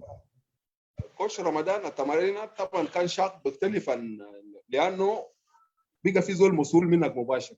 نعم يعني ما زي المراحل الثانيه كان نعم تمكن تجي ما تجي ما في زول يهتم. لكن فريق نعم درجه اولى طبعا كان في مؤسسيه، نعم فبالتالي آه، فبالتالي الاستمرار في التمارين بالمناسبه كان شاق جدا. نعم وصل لمرحله يعني الكوتش اكتشف انه كان عندي تقل كده شويه في نعم. الاردن. واصل ايمانويل، خلينا نتصل، خلينا نسمع التليفون ده. تفضل فهو فهو عمل يعني خيط كيس ده فيه رمال كده بالتقريب، بيربطه في الساق عشان واحد يجري يتمرن به. بعد فتره ده كدرات، طبعا كان عندنا كدرات يوغوسلافي زمان كان في شويه ثقيل، والكدرات ده يعني مرات بيخلي فيه صعوبه شويه في حركه، فقدر يعودنا، يعني هو عودنا انه نلعب تمرين بالاكياس ده حتى بيجينا خفاف وكده. فتمرينات كان شاق، وفعلا الجسم قدر يبني فتره وجيس، وقدرت اخش معاهم. آه، قدرت اخش معاهم. ف كان انت قاعد فده ده تشوف. ده نعم فضل واصل. ده مرحله بدايه كان من نادي الناصر. يعني التمرينات كان بالمناسبه صعب، تمرينات صعب مع فريق درجه اولى، لقينا فيها حاجات اللي يمكن كان ما في الثانيه ولا في الثالثه ولا في العنايه ده. الطريقه بتاعت اهما، التكتيك، وحاجات كتير جدا. يعني زي ما انت بتعرف في الدرجه الاولى ولا في الانديه المتقدمه ده، التمرينات بتاعتها بتتعمل كيف عشان كيف انه اللاعب يخش في الفورمه، نعم يبني رشاقه، يكون في مرونه في التمرينات بتاعه. وفعلا كان بالنسبه لي صعب اكيد، عشان حبي لانه انا داير واصل شويه في الرياضه ده وقدم شويه، وانت قاعد تتحمل مرات. يعني بعد من اللعيبه الكبار واحد بفطر بيستاذن من كوتش والله يا اخي، لكن انا بتحمل لحد ما ننتهي التمرين، وده حاجه اللي ساعدني كتير. نعم. اللعيبه اللي كانوا مرموقين في نادي الناصر في وقت انت جيت في نادي الناصر منو ودي زمان جمادوكا والبيو وجماعه دول ولا؟ اي فتره انا جيت في نادي الناصر، يعني انا جيت خشيت لقيت فيه شارلز سبت قشاي، وكان حارس بتاع النادي. بعد ما طلع هو شارلز سبت، في ناس شونغور لا شونغور ما لقيته، لقيت شونغور مشى. عبد الله كيور الله يرحمه، ضد الناس اللي انا لقيته. في واحد اسمه ابو بوفو، هيلاري الفريد، في ناس لوكا لوديون، في فرانسيس إسدورو اوريم، وكيني كان موجود. كيني جاده. كيني ده انا ما لقيته، انا ما لقيت كيني. ده مشى الشمال بدري. كيني جاده والرينجو كان بيلعب سنباك، في الناصر. ديل كان معانا في الجيل، يعني ديل كيني كان معانا في الجيل، شونغور كان معانا في الجيل، وكان معانا في احلام برضه. فده نسل كان معانا بيلعب معي، ده اللي ابنه معهم ده. نعم. فلما هو مشى ناصر واستحل، يعني هو صغير لعيب جدا، ويعني عنده مهارات يا اخي كبير جدا. يعني ده لو لقى مدارس اللي كنا بنشوفه ده ممكن يكون زي رولاندينو. ايوه السرعه بتاعه والستايل بتاعه جيري ذات، وبعدين بيمشي بامشات شنغور، ما بيمشي مشي زي ناس قاعدين شنو، بس بيمشي بامشات بآيات كده، ظل حريف شديد جدا. انا نسيت برضه في البيو ده برضه كنت لقيته منه بموسم واحد وجا انتقل للهلال. نعم ولاوي اوكي نعم انتقل للهلال. اوكي في واحد اسمه ابياكو اخو صادق موريس برضه. نعم ده الناس انا لقيتهم في الناصر. اوكي يا الناس ما بيجي لقاكم ورا توماس ما بي ما بي جاء بعد ما انا بقيت كابتن بتاع الفريق. ما بي زول ما شاء الله جدا يعني. هو طبعا انت عارف الملعب عنده دور كبير. ما بي طبعا ساكن معنا طوالي في حيكونيا. نعم طبعا بنقول دكتور طبعا ده مقام في مستشفى نعم نعم نعم كان لاعب ما شاء الله، وليه هسه واقف مع النادي وقوف قوي جدا يعني. ما شاء الله. يعني يرسل للنادي مرات. نعم مره جاء فتره الرئيس في نادي الناصر جاب لنا بمناسبه 10 كادرات بالشنطه بتاعه. صح. قال لي يعود للفريق. ناديت نعم. الاداريين يا اخوانا ده يوم من الايام كان لاعب عندنا. لاعب بتاع الفريق. نعم. ما نستنى يعني. عملنا له شهاده تقديريه نعم. وكان مبسوط جدا. هو ما إنه متواصل. هو ليب معنا في الناصر. ده كويس جدا. نعم طبعا عايزين هنرجع بعدين نسال فريق ناصر لسه عنده ارشيف للعيبه بتاعه ولا بس اي حاجه بيجي وبيمشي؟ والله تعرف يا كوتش مع الاسف الكبير يعني انا وقت جيت في رئاسه النادي دي الحتات اللي انا كنت قاعد افكر له، لكن بقى متاخر. لكن زي برنامج هسه قاعد تعمل ده. انا كنت مع الفريق ويليام اندريا. نعم. هو سالني هسه في شنو في النادي بالضبط، لانه هم كانوا لعيبه قدام في النادي. قلت له والله يا جنرال النادي هسه عباره عن محل مهجور، يعني طلعونا من هناك حتى الاسيتس بتاع النادي اتجاهه ما معروف. التاريخ بتاع النادي باعتبار كده مدفون مره واحده. اللي انا فيه احنا بنحاول حتى لو في صور قدام اللعيبه الموجودين، حتى ما في من الاسر بتاعهم شنو، عشان على الاقل احنا نعمل ريميدي شويه يعني. نحاول نخلق حاجه كده في انه الرجال اللي بيجي بكره بعد بكره يكونوا عارفين، حتى لو ما شافوا ما يعرفوا، لكن من خلال النادي ده بيكونوا عارفين. فالنادي حاليا هسه ما عنده اي حاجه اللي ممكن يذكر به الناس. بقى زي قانون بتاع اورف بس بينتقل من فلان لفلان. انا بعرف انه فلان ده كان لاعب في الناصر، لاعب في الملكيه، لاعب في هنا، لكن حاجه مكتوب كده قاعد في النادي عشان اي زول يجي يطلع له الضيوف يجي يشوفه ما في. فبس هذا البطال هسه انا جيت في الاتحاد المحلي، لكن انا في التسليم خليت البرنامج المفترض انه يشتغل في نادي الناصر. فانا ودعت حاجات كثير جدا لو اشتغلوا به يمكن يكون كويس. قدام بنفس البرنامج ده يمكن انا اجيب حاجات كثير. نعم نعم. مرحبا بك يا برادر تيتو عبادي، اخبارك يا اخوي تيتو؟ ان شاء الله كويس. شرفت المكان وانت موجود معنا. طيب اخوي ايمانويل اشرب مويه شويه. اشرب مويه تفضل. مشاهدين برنامج ذكريات في ايامنا وانتم معنا في الشاشه، واحنا خدنا اللينك بتاعنا. لو في اي واحد عايز يجي يسلم كابتن ايمانويل خليه يجي ويسلم عليه، واحنا سعيدين تكونوا معنا في الشاشه. وافضل انت لما تكون من برا، وكويس احنا اللينك بتاعنا اوت. حاجه ثانيه عايزين نقول لاخوي ايمانويل، طبعا عندنا ناس ساعدونا، والناس ساعدونا لابد نتكلم عنهم برضه. في اخونا ريشت وعامل لنا هو سبونسر برنامج الليله، فانا الان لازم ناخذ شعار بتاعه برضه. واحنا كنا عندنا برضه اخونا ايليا تعبان مع ابنائه برضه ساعدونا، وناس اخونا باراء ومجموع كبير نمر السكر. دي ناس قاعدين يساعدوا برنامج. احنا سعيدين مناس في جوبا عندهم دعم كبير لبرنامج ذكريات في ايامنا في مدينه جوبا. وانا اخونا رومان وميرسي وجودويل وايما والراجل الليله قدم البرنامج الخبير ابراهام لادو مكه. فسعيدين يكونوا معنا في برنامج ذكريات في ايامنا. اخوي الليله يا دوب اندرو امانيا ظهر، اخوك ظهر في برنامج، وهو احنا سعيدين نشوفه في البرنامج.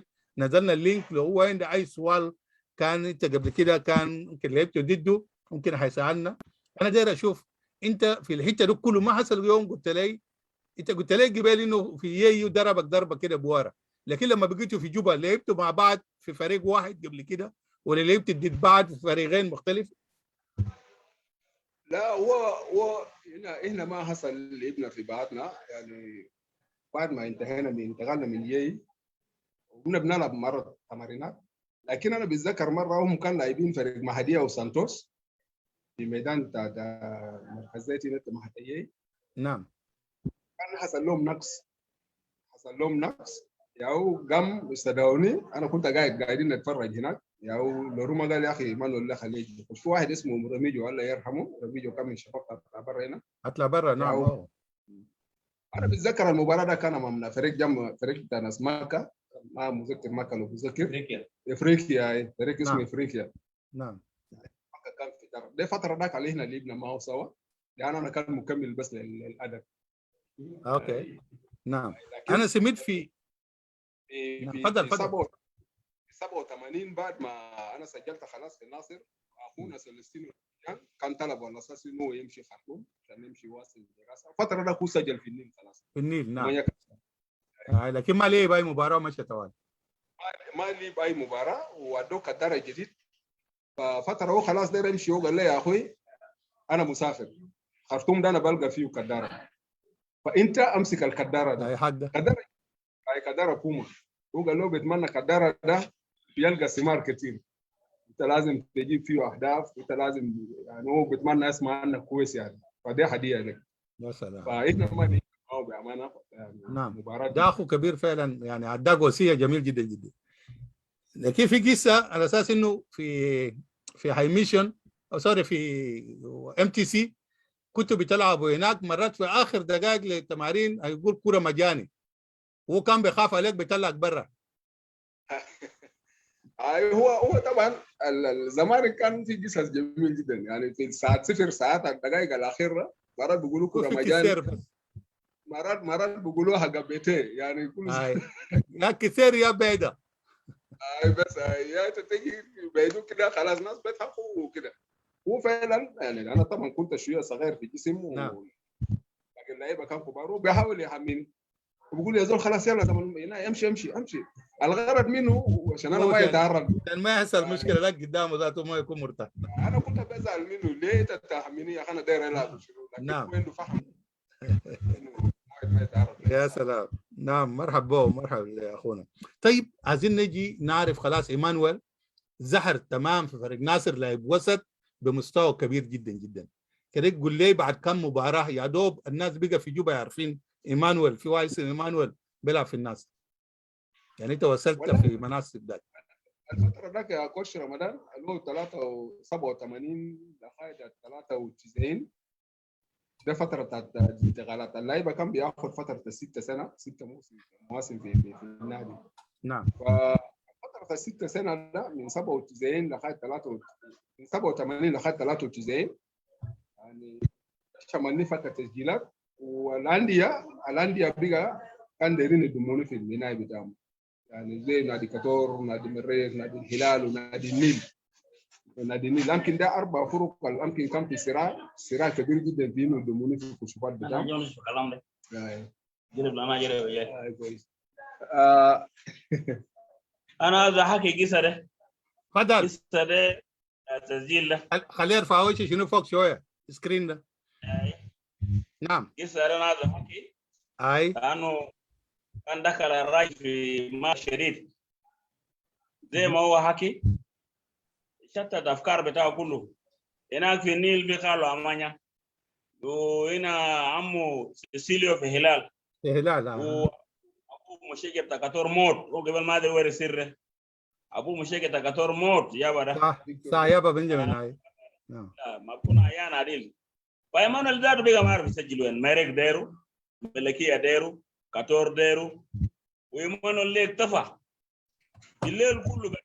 الناس ما قالوا زول اللي اكتفى وفي عنده مشجع عنده مسدس كبير ده لا في بوه دول اللي بيشيلوا ايمان الله وبقتلوا طوالي. فايمان المكتفي هلال ديرو، كاتور ديرو، ملكيه ديرو، كله فرق. ميريك والنيل طبعا ما خالوا امانيا عامل مشكله جوجوت كده. ده سر من اسرارنا ذا كوره.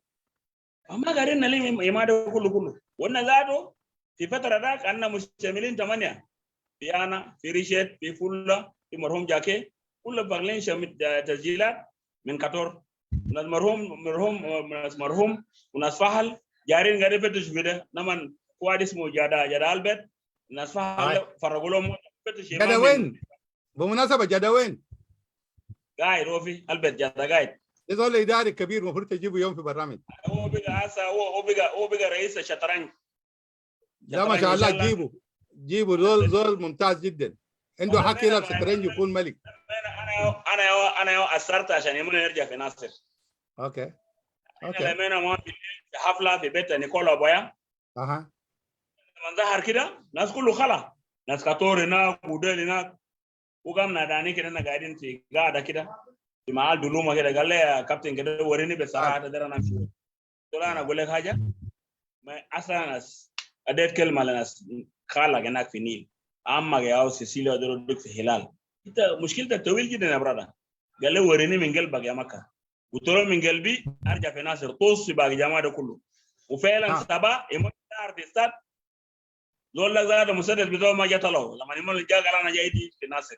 فانا عندي دور كبير جدا ليبت انه يرجع في ناصر ارجع في ناصر لو في فرق ماشيين في خرطوم زمان ده بمشي معنا بنعمل نظام تاعتين بس زي المداخله بتاعي. شكرا. يا سلام شغل جميل والله شكرا جزيلا. فهو مكه طبعا عارف السر وقال كل حاجه صح يعني كده يقول لي تعقيب بذاك باي حاجه وده اللي كان حاصل كده. وريني انت كنت بتدوس نفسك وين ذاته.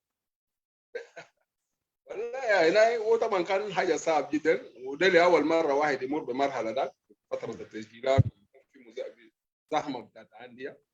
انا كنت بمشي في بيت عمي سيسيليو في هاي كويت. نعم. طبعا فتره بمشي هناك البيت ده انا بطلع بمشي بيت جيران في جيراننا هناك زميلي بمشي بقعد هناك ناس حتى ناس فهل كابتن فهل زي ما مكه ذكر دول خالي هناك وصلوا البيت وصفوا بيت زميلي ذاك مشوا هناك بسوني ذاته. فهل قال لهم يا اخي كده انا بس دول بدي اتكلم معه دقيقه واحد بس انا ما داير معه اي كلام كثير. انا قمت 3 طبعا كنت بحترم فهل شديد 3 له يو قال لي ما هسه ده انا سجلوني في هلال بورسودان وانا ما هيمشي ما لم يتاكد انه انت سجلت في كاتور. يا اخي انت لو ما سجلت في كاتور هو هيضيع فرصه بتاعه بتاع هلال بورسودان. يا اخي انت زميلنا وطبعا فريق كاتور ده يمكن اكثر شباب انا كنت عايش معاهم علاقتي معاهم قوي. فانا قلت له لا تعرف كده انا نفكر ايام ده لسه. هو قال لي خلاص انا واثق من كلامك.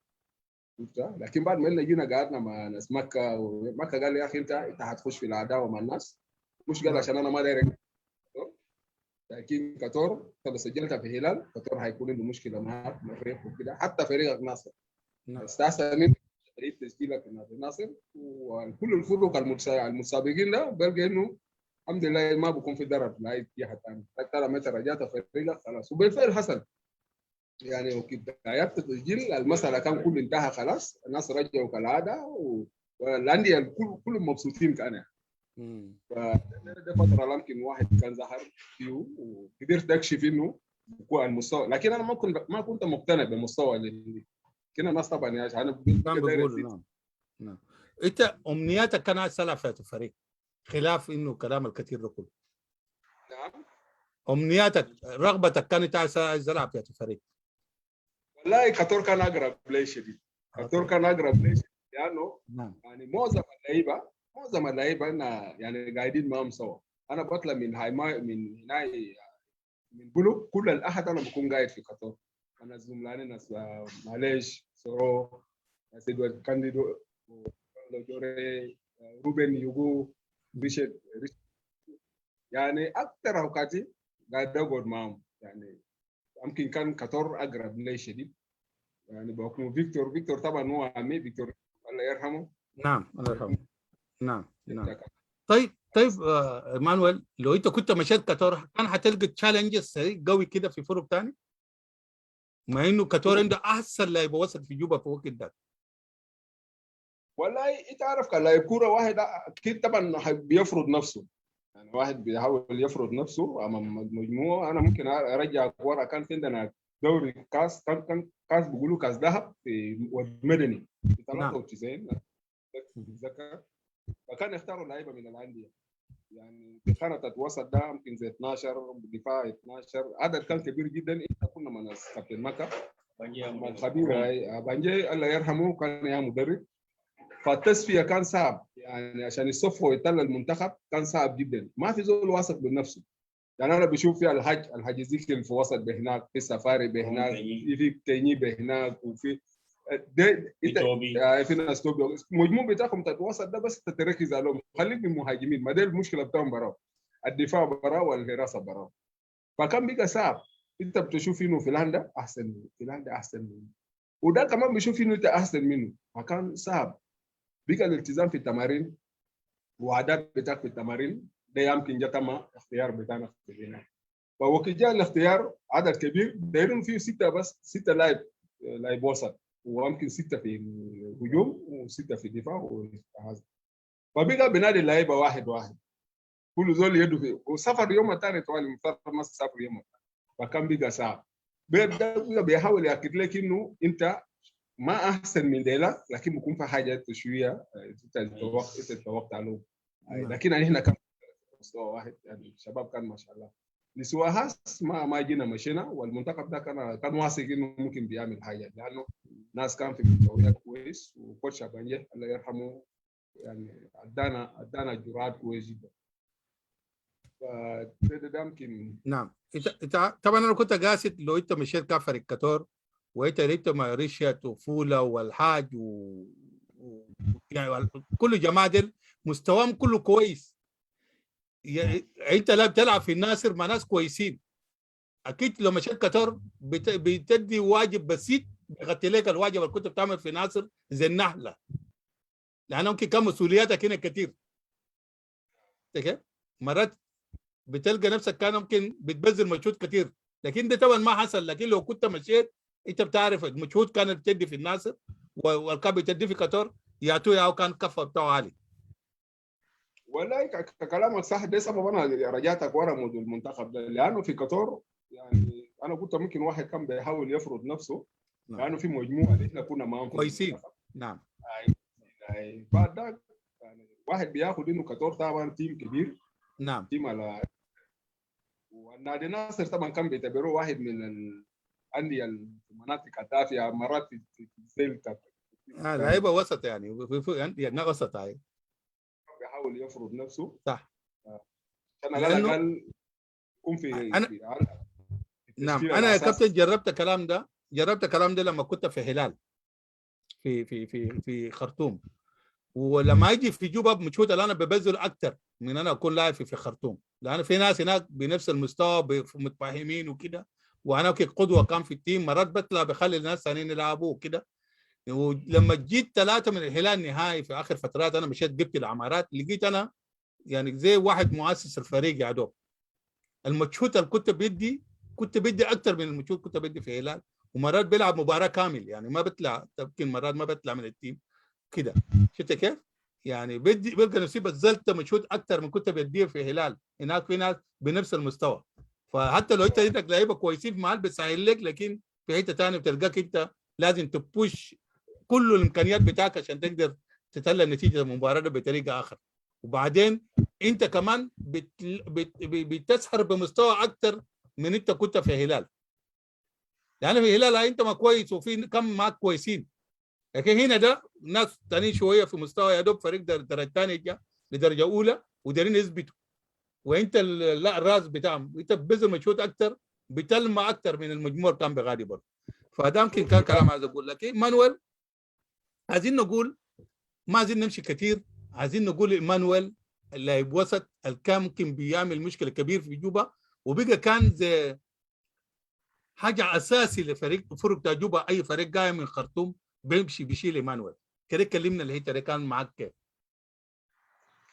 والله هو طبعا كان شرف كبير جدا، يعني رغم انه الفريق بتاعنا كان تعبان، لكن بيستعينوا به في بعض الانديه. شاركت مع المريخ وقطر، هو كان بالنسبه لي طبعا كان فخر شديد، ومبسوط انه اللعيبه ديل انا قاعد انسجم معاهم يعني. نعم يعني مجرد يلعب معاه ما في زول بيقدر بياخد انه يا اخي اللاعب ده ما ما حقنا منسجم. ما معنا. نعم انا يعني كنت جزء اصيل من كل فريق اللي بنمشي معهم بالذات فريق كاتوريا يعني، وانا كنت لاعب اساسي في كل المباريات، ما حصل قعدت في الاحتياط. يعني زميلي ما كان ممكن بيشهد، يمكن المشاهدين اللي لسه قاعدين يتابعوا يكون عارفين الحته ده لسبب واحد انه يعني قدر ينسجم باسرع فرصه ممكن مع لاعب كوره ده. يعني لو اديته في اي حته وممكن يلعب نعم يلعب. نعم كان ما في صعوبه بالنسبه لي مع فوق اللي انا كنت بلعب معهم وهم بيشهدوا اوكي. بالحته. نعم مشاهدين بتاعنا طبعا عايزين نقول لكم احنا عندنا سكرين بتاعنا خدتنا فوق اللينك بتاعنا، لو انت عايز تجي احنا قربنا ننتهي، ومن قبل كان كابتن ايمانويل مولانا معانا كان من قبل واحنا عايزين ننتهي. معانا كابتن جاكلين سانتينو كجيه بيسلم عليك من نيروبي، وهي في كينيا بتسلم عليك، فمرحبا بك يا جاكلين.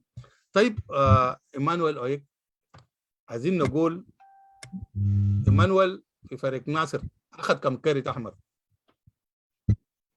والله انا بتذكر عندي كرت واحد في المسيره بتاعت الكوره، اللي هو زي ما قبل انا ذكرت انا لعبت فتره بعدين اللي هو 2 decades and some fractions of years، اللي هو نعم. حتى زي كرت احمر. وانا بتذكر الكرت ده كان امام كاتور، كنا لاعبين مباراه مع كاتور فاحنا كنا مغلوبين والزمن بقى ضايق علينا، فالكوره كان رميا لصالحنا، رميا كان لصالحنا، وانا تالي عشان نمشي نشيل الكوره. كابتن سفاري حسب موجود معنا في جوبا هنا مشى ضايقني عشان انا ما يرد. توالي قمت دفرت والحكم انا ما متذكر كان لوكو سليمان جسم، توالي قام ادانا احنا الاثنين ادونا كروت كارت احمر. قام اداني كرت احمر وادى سفاري باعتبارينه طبعا ده سلوك ما بيلق هناك. ده كرت الوحيد المسيره بتاعت الكوره، لكن الصفر ما بيعدي اكثر من 4 ولا 5. نعم.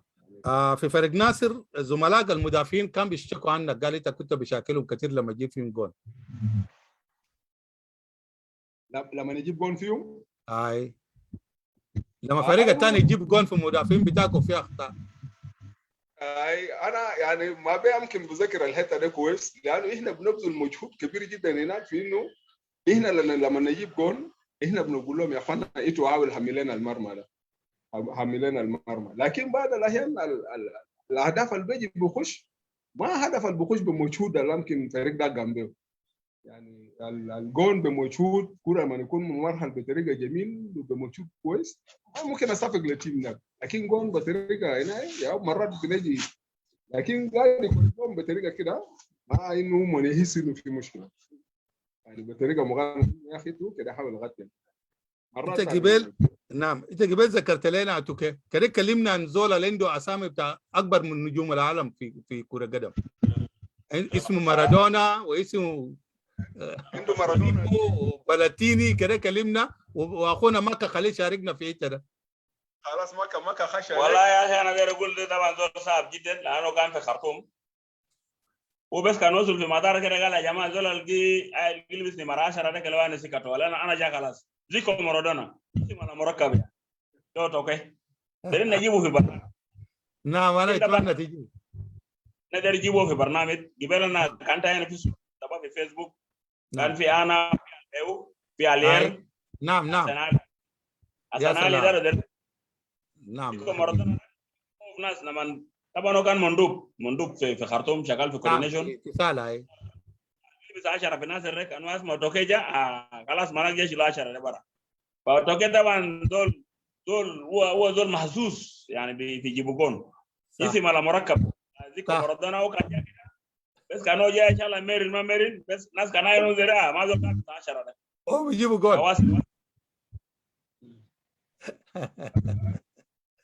الزول ده كنت بتديه فرص عشان يلعب كده، قول لي يا ايمانويل مدرب بديه يلعب ليه؟ هو بيجي من خرطوم ما يتمرن معاكم ما وبيجي يلعب ويخش يجيب جون. اي والله تعرف يا كوتش الزول ده طبعا زول حماسي جدا، يعني انا اول ايام في النادي قبل ما هو يبقى مندوب نعم هو بيجي بالقدره بتاعه كدارة بيجي في حي سوق ملكيه هنا نعم يعني يورنيش في كدارة وبيعمل ارهاب بيقوم بيلبس ارهاب بيعمل الكدارة ده، اوهامات كله البلد كله اوهامات. نعم بيقوم بيسخن قال دي الليله دي انتهينا منه مره واحد. فهو بيمشي بالفعل بالارهاب ده. في ناس طبعا ضواف بياخذ زي ما قال الكلام ده كده صعب، بيمشي في ملعب خلاص معنوياتهم بيكون هابط مره واحده. انا اخر مره نعم هو كان منظم وفي جاء صدف ان كنا عندنا مباراه مع عمال الحره، فهو قال لي يا ايما تعرف انا عمال الحره يا اخي تعرف انا الليله ده داير امشي اعمل ازعاج، داير اجيب جون الليله في المباراه يا اخي انت جاهز لي جون بس. نعم انا طبعا تعبان لكن انا داير بس تساعدني.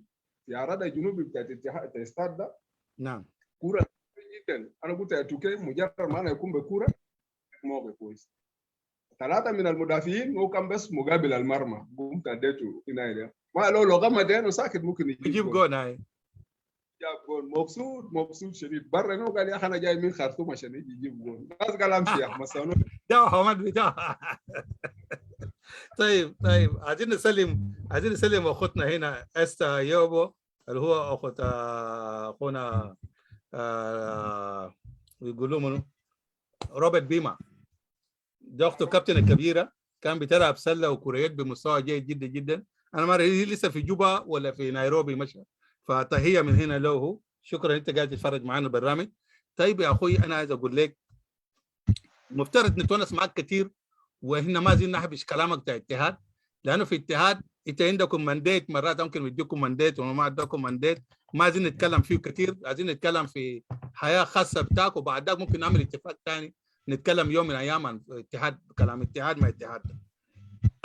ايمانويل طبعا اتوكي انا عرفته من وقت جندوه في الناصر، وهو كان مع منو يعني عندنا ود عمنا كان ساكن معنا في بيت اسم جنيشو، ده دفعته وجندوهم سوا في فريق ناصر، وهم كان يعني انا ما متذكر يوم من ايام اليار لعبهم، لان اليار لما كان كوتش هم اسروا كان بيجي، هم الناس اللي كان بيجي مع الفريق وبرجع مع الفريق.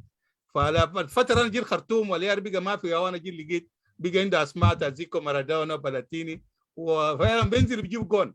كنت كنت شديد جدا انه اتوكي واحد من اللعيبه بقى عنده بيقدر يجيب جول في الفريق يعني. وهو كان كابتن كبير، وهو كان له تاثير للعيبه الناس في جوبا، يعني هم الناس اللي شجعوا كوره في جوبا بصراحه. كان عندهم دفاع ممتاز، هم كان في فريق محله، هم كان عندهم مجموع كبير، ناس ابو راس شفت كيف؟ ناس عز الدين ده الشله بتاعهم هم كله فاتوا الناصر سوا يعني. اخوي ايمانويل انا عايز انت قبل كلمت فريق ناصر، المفروض يكون في ارشيف هنا كلامنا فيه. شنو اللي انت ضفته جديد لفريق ناصر لما انت جيت وبقيت اداري لفريق ناصر؟ والله في فريق ناصر حاجه اللي انا عملتها ولا زال هسه هم شغالين به. نعم انت بعيد شويه من السكرين، تعال قريب شويه للسكرين. نعم انا قدرت اراجع كل الاداريين اللي سبقوني في مجلس اداره نادي الناصر. نعم قدرت واديتهم الرؤيه واحد انه احنا لازم نكون خلف الفريق، واحنا نفكر في انه تاريخ النادي ده نقوم نحفره، تاريخ المدفون ده إننا نحاول نحفره حتى يكون في السجين. يعني كنا بنانا بالبرنامج ده زاد انه يا اخي اللعيبه القدام هسه اسماء كبار جدا ما فيه الاداريين هنا يا ناس جونا كود، ويعني جيت بفكره كبيره جدا انه لازم الناس دي ناس ما ينسون، ناس ما هنا نسال حتى من اولادهم الموجودين هسه عندهم صور عندهم اي حاجه بتتعلق بالنادي نحاول نوفر المعلومات ده. حتى يمكن يعني احنا نقدر نعمل حاجه عشان اي زول لما نيجي بعدين نيجي نقدم بعدين مالنا ما اخذناه ده الناس اللي بيجي ورانا برضه يجي يكمل. المهم انه ناخذ شنو برنامج اللي ممكن الناس يتابعوا. في اثر ملموس في نادي ناصر خليته بقى ما له منه يحاول يتابع، لو تابعوا انا اكيد بكون كويس. انت هتسمع يعني الفترات الجايه في اللقاءات الجايه احنا ممكن نيجي نوريك الثمار اللي انا خليته ورا هناك والفايده بتاعه شنو. نعم طبعا انت عندك الناس الخالدين، يعني الناس الخالدين ممكن تقولوا في اداره ناصر اللي هو عمك اليار موجود، وده ممكن يوريكم لعيبه من فتره طويله جدا من السبعينات لما هو جاء، وناس اللي هو يعني جاء لعبوا قدامه. وانت عندكم اداريين لعيبه كتار الكبار اللي لعبوا في جوبا وهم لسه موجودين، عارفين لعيبه ناس باسماء زي استاذ الزين وجماعه دي. يعني لما تيجي في الستينيات في ناس عارفين اسمائهم، ممكن ده تحطه في ارشيف واليار طبعا من السبعينات وهنا بيعرفهم حتى المعرفه جوا بس. اليار طبعا هو هسه بالمناسبه هو مرجع بالنسبه لنا، مرجع كبير جدا. يعني انا استفدت منه كثير يعني في المشروع اللي انا كنت شغال فيه فتره في اداره النادي. صوتك بقى قادر يرجع ورا خالص، صوتك بقى قادر يرجع ورا خالص. احنا عايزين نختم البرنامج، صوتك قادر يرجع ورا خالص. مين التاسيس؟ يعني مين التاسيس النادي؟ المؤسس بتاع النادي منو؟ واول رئيس للنادي منو؟ يعني بتدرج لحد ما فتره انا جيت. يعني انا كنت عارف وكل هسه مسجل عندي. حتى اللعيبه قدام من فترات يعني من السبعينات، اللعيبه في السبعينات اللي كان نايب برضه ودانيال الاسماء بتاعهم من الثمانينات لحد ما جينا فوقه. بس الخانه بقى مثلا رزينو كان ما في اهتمام بالصور والبطولات بتاعت اللعيبه وهنا ده كله قدام يعني خلى هيبقى فيه اشكاليه شويه، لكن ما صعب، احنا هنلقى تقدر تلقى. طيب ايمانويل وكان في فريق ناصر، يعني فريق كان بيعمل لكم مشكله وانتوا بتلعب ضده. يعني الفريق اللي انتوا بتقتلوه حسابات 100%، صح؟ انه كنا مرات مثلا نقول مشينا نلعب مباراه يا جماعه، الكوتش يقول خطه كده كده كده كده، والكابتن يقول يا جماعه نمشي نلعب وكده. لكن مرات في كور كابتن بيتكلم مرتين ثلاثه اربعه، مثلا بعد كوتش يتكلم ويجي يتكلم في داخل رياضه، في غرفه كابتن يتكلم، كوتش يتكلم ويتكلم داخل الملعب، كوتش يتكلم ويتكلم. كان بمسؤوليات كبيره، يعني مباراه اللي بيعمل لك الروح. والله في يعني في زي 4 فرق زي ما قبل انا ذكرتها، ده فرق اللي ممكن كان في القمه دائما لما نكون لاعبين معهم. المدربين كانوا بخافوا، حتى الاداريين كانوا بخافوا لما نمشي نلعب امام هلال كاتور والمريخ والملكيه. بس اطلع برا والنيل فتره ده فريق طلبه في فتره الاجازات بيجوا لعيبه من مدارس، لعيبه ممتازين جدا، او فتره ده هو بيكون احسن زي النيل برضه. لكن فرق اللي انا كنت بخاف منهم شديد اللي هو يا عمل الهره والنيل، لانه ما بيلعب كره منظم زي كاتور وهلال نعم. يعني انت لما تستلم الكره قبل ما ترفع راسك تيجي تلقى زهموك زادوا، لكن كاتور ومريخ وهلال وملكيه يعني بيلعب كره خطه. نعم. يعني مجرد ما تستلم كره كل زول بيحاول ياخذ البناء بتاعه، ما بتدخله سمر. نعم. يعني انا كنت بستمتع يعني لما نلعب مباراه مع الفرق الكبار ده، كان بكون مبسوط جدا. بالليل ما بيشيل هم ذاته لان انا عارف وانا هيلعب كوره جميل. لكن لما نلعب مع النيل وعمل الهره ده مشكله. نعم مشكله. اوكي لما نلعب الحمد لله. اوكي ذاتس جود. كابتن سلامه، مرحبا يا اخي. سلامه يوسف، اخبارك يا اخوي؟ فتره طويل انت اختفيت وكويس انت الليله ظهرت. طيب ايمانويل برضه اخوتنا جاكلين بيقول زمان كان كوره جميل.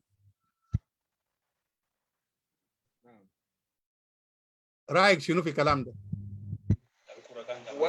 والله انا بتفق مع الخبيره التحكيم في كره السله جاكلين، انا بتفق معه 100%. الكوره كان جميل حقيقه، يعني رغم انه يعني الوضع بالنسبه الوضع كان صعب جدا، لكن الكوره مستوى الكوره كان كويس لاسباب كثير. واحد من الاسباب انه اللعيبه دول كانوا مركزين لحاجتين بس، اللي بيمشي في مدارس وبيجي بيلعب كوره. يعني يوم الاحد ده الناس بيمشوا كنايس وبيمشي في مساجد وكده ياهو، وناس كانوا مواهدين بيقعدوا في بعضهم، يعني كان علاقاتهم كويس، ناس بيرشدوا بعضهم زادوا. يعني اي لاعب عنده ممارسات ما كويس المجموع يمشي له في بيت يا ينادوه يجي يقعدوه بيرشدوا. اي ورغم انه الصعوبات كان صعب، حتى المعدات كان صعب ما زي الهسه. يعني ممكن اللاعب واحد بيكون عنده قريب 10 فنيله وكم كدرات، لكن ما قدر يعمل اي حاجه. نعم. يعني الناس زمان بدون لبس ذات. زمان بدون لبس يا اخي. الكوتش ده كان صعب، انت بتلعب بالست الواحد ده يمكن موسمين، لما مرات الرقم ده زاد بمسح. نعم نعم. في فرق كم يلعبوا 5 سنة باللبس. وانا بتذكر مره انا كنت قاعد العب سله برضه فتره بسيط في نعم. الناصر. نعم. احنا بنبدا بالملعب هناك بالفناء اللي لسه مبلول يقوم بيلموا بيجيبوا لنا بنجيب في استقصال عشان الناس يلعبوا به. يجي يلعبوا بو. الناس يلعبوا به. شوف كان مشكلة. نعم. طيب يا كابتن، المشكلة شنو؟ لعيبة بتاع الجنوب كان ما بيلعبوا في خرطوم في أندية أو في منتخب. المشكلة شنو؟ لعيبة بتاع الجنوب كان ما وطبعا في اسباب كثير يعني. قد يجوز يمكن الناس في خرطوم كان ما مقتنعين بالمستويات ولا شنو. ده حتى انا ما قدرت اعرف. لكن اللعيبه في الجنوب امثالهم ياو ناس مايكل تابان زورو، في ناس منوى كان مشوا، في لعيبه كتار جدا الممكن يلعب في ارق انديه على مستوى السودان. يعني شوف السياسات ده جا تغير شويه، جا ظهر فيه ناس ادوارد جيلدو، ناس ريشارد جاستن، وحاليا هسه عندنا لعيبه خلاص بقى بدا يقترب، بقى فيه احتراف. كان في ناس الوك، في ناس تقلوال، في عندنا مجموعه هسه ده ناس جوكوب، ناس ياو، ناس جينارو هسه. يعني السياسات بدا يتغير شويه، حتى اولادنا هسه قاعدين نلقى فرص انه يشارك في انديه في السودان. لكن فترات ده يعني كان ممكن يمشي بكميه كبيره جدا، يعني ممكن كان وصل لمرحله الاحتراف ذات. يعني اللعيبه كان في جوب ما اقل من اي لاعب ثاني في المركز عاصمه هلال عاصمه وكذا. نعم. لكن طبعا الفتره ده ممكن يو خلى الهيدا ده. يعني زي تعبان بس خش في منتخب الشباب مايكل تعبان، يعني واحد من اساطير النادي الملكيه، وانا بحييه وانا داخل النادي الملكيه. يعني واحد من اساطير خش خرطوم يختاروا في منتخب الشباب. لكن يا الحاجات الما مفهوم ده ما جاء مشى. فده سبب يقدر يخلي يعمل احباط لبعض من الناس. يعني حتى لو سجلوا معاملات بعد معاملات كويس. سبق انه نشاط سبيت وسبيت ارباب برضه مشوا لعبوا في امدوم في خرطوم، لكن جا لقى برضه في حاجه كده ما ماشي كويس، في النهايه هم رجعوا. نعم. فاللاعب يستمر في محل دير بيها كويس. اللاعب ده لازم تساوي المعاملات بيكون متساوي، لانه اللاعب اللي سجلته وبيستحق اي حاجه. فده بعد من النقاط اللي خلى اللعيبه يعني ما حبوا ينزلوا كثير في خرطوم. ده حقيقه، لانه الشارع الرياضي ما عارفين ليه لاعب في جنوب السودان ما يقدر يلعب في الخرطوم. وكنا يعني عايزين نوضح لهم من خلالك انت كلاعب لعبت في جوبا، وكان امكانياتك ما اقل من لعيبه بتاعت وسط في خرطوم في هلال ولا مريخ، وممكن كان تكون واحد من اللعيبه تلعب في المنتخب بتاع السودان. فما حلفك الحظ وما بقيت قريب قاعد في خرطوم. وزي ما انت قلت يعني ناس في جوبا، انا كنت بتكلم مع اخوي قبيل، اخونا مايكل جورج مايكل في كايرو، وقلت له يا اخي ما اول باول ما حلف الحظ نزل يعني اتولدوا او استوطنوا في خرطوم عشان يتعلموا الاسلوب اللي كانت بتعملوا به. وحاجه الثاني زول في جوبا ذاته كان ما عنده رغبه يقدر يمشي خرطوم يقعد هناك. شفت كيف؟ هو لو مشى في بطوله له اسبوعين، في اسبوع واحد خلاص منتظر 200 ينتهي ويقدر يرجع جوبا بحلاوه جوبا وحياته الجميل. يعني احنا ذوقنا الكلام ده. كنا لما نيجي من جوبا 200 يوم بنكون نايمين كده كله نفكر في جوبا. تلقى زول منفتح كده معلق يا زول والله جوبا وما جوبا. فده يمكن اسباب للناس اللي ما عارفين، الناس اللي لقوا فرص في خرطوم وليه في خرطوم او في مدني او بالسودان او محلات ده ناس اللي قاموا هناك بس 60 اللي فاتوا زي ما انت ذكرت اسماء قبل. فده كنا عايزين نتكلم للشارع الرياضي الجنوبي اللي كان موجود في خرطوم ولقى فرص يلعب في الدوري العام ويتمتع بكوره السودان وكده او في المنتخبات. طيب اخوي ايمانويل، انا شايف كابتن ياسر جابر المدير موجود معنا. لو احنا خلاص انتهينا ماشيين ننتهي باكين انا داير هو عنده شنو باقي له 3 دقيقه، فشايف هو خش معنا. ياسر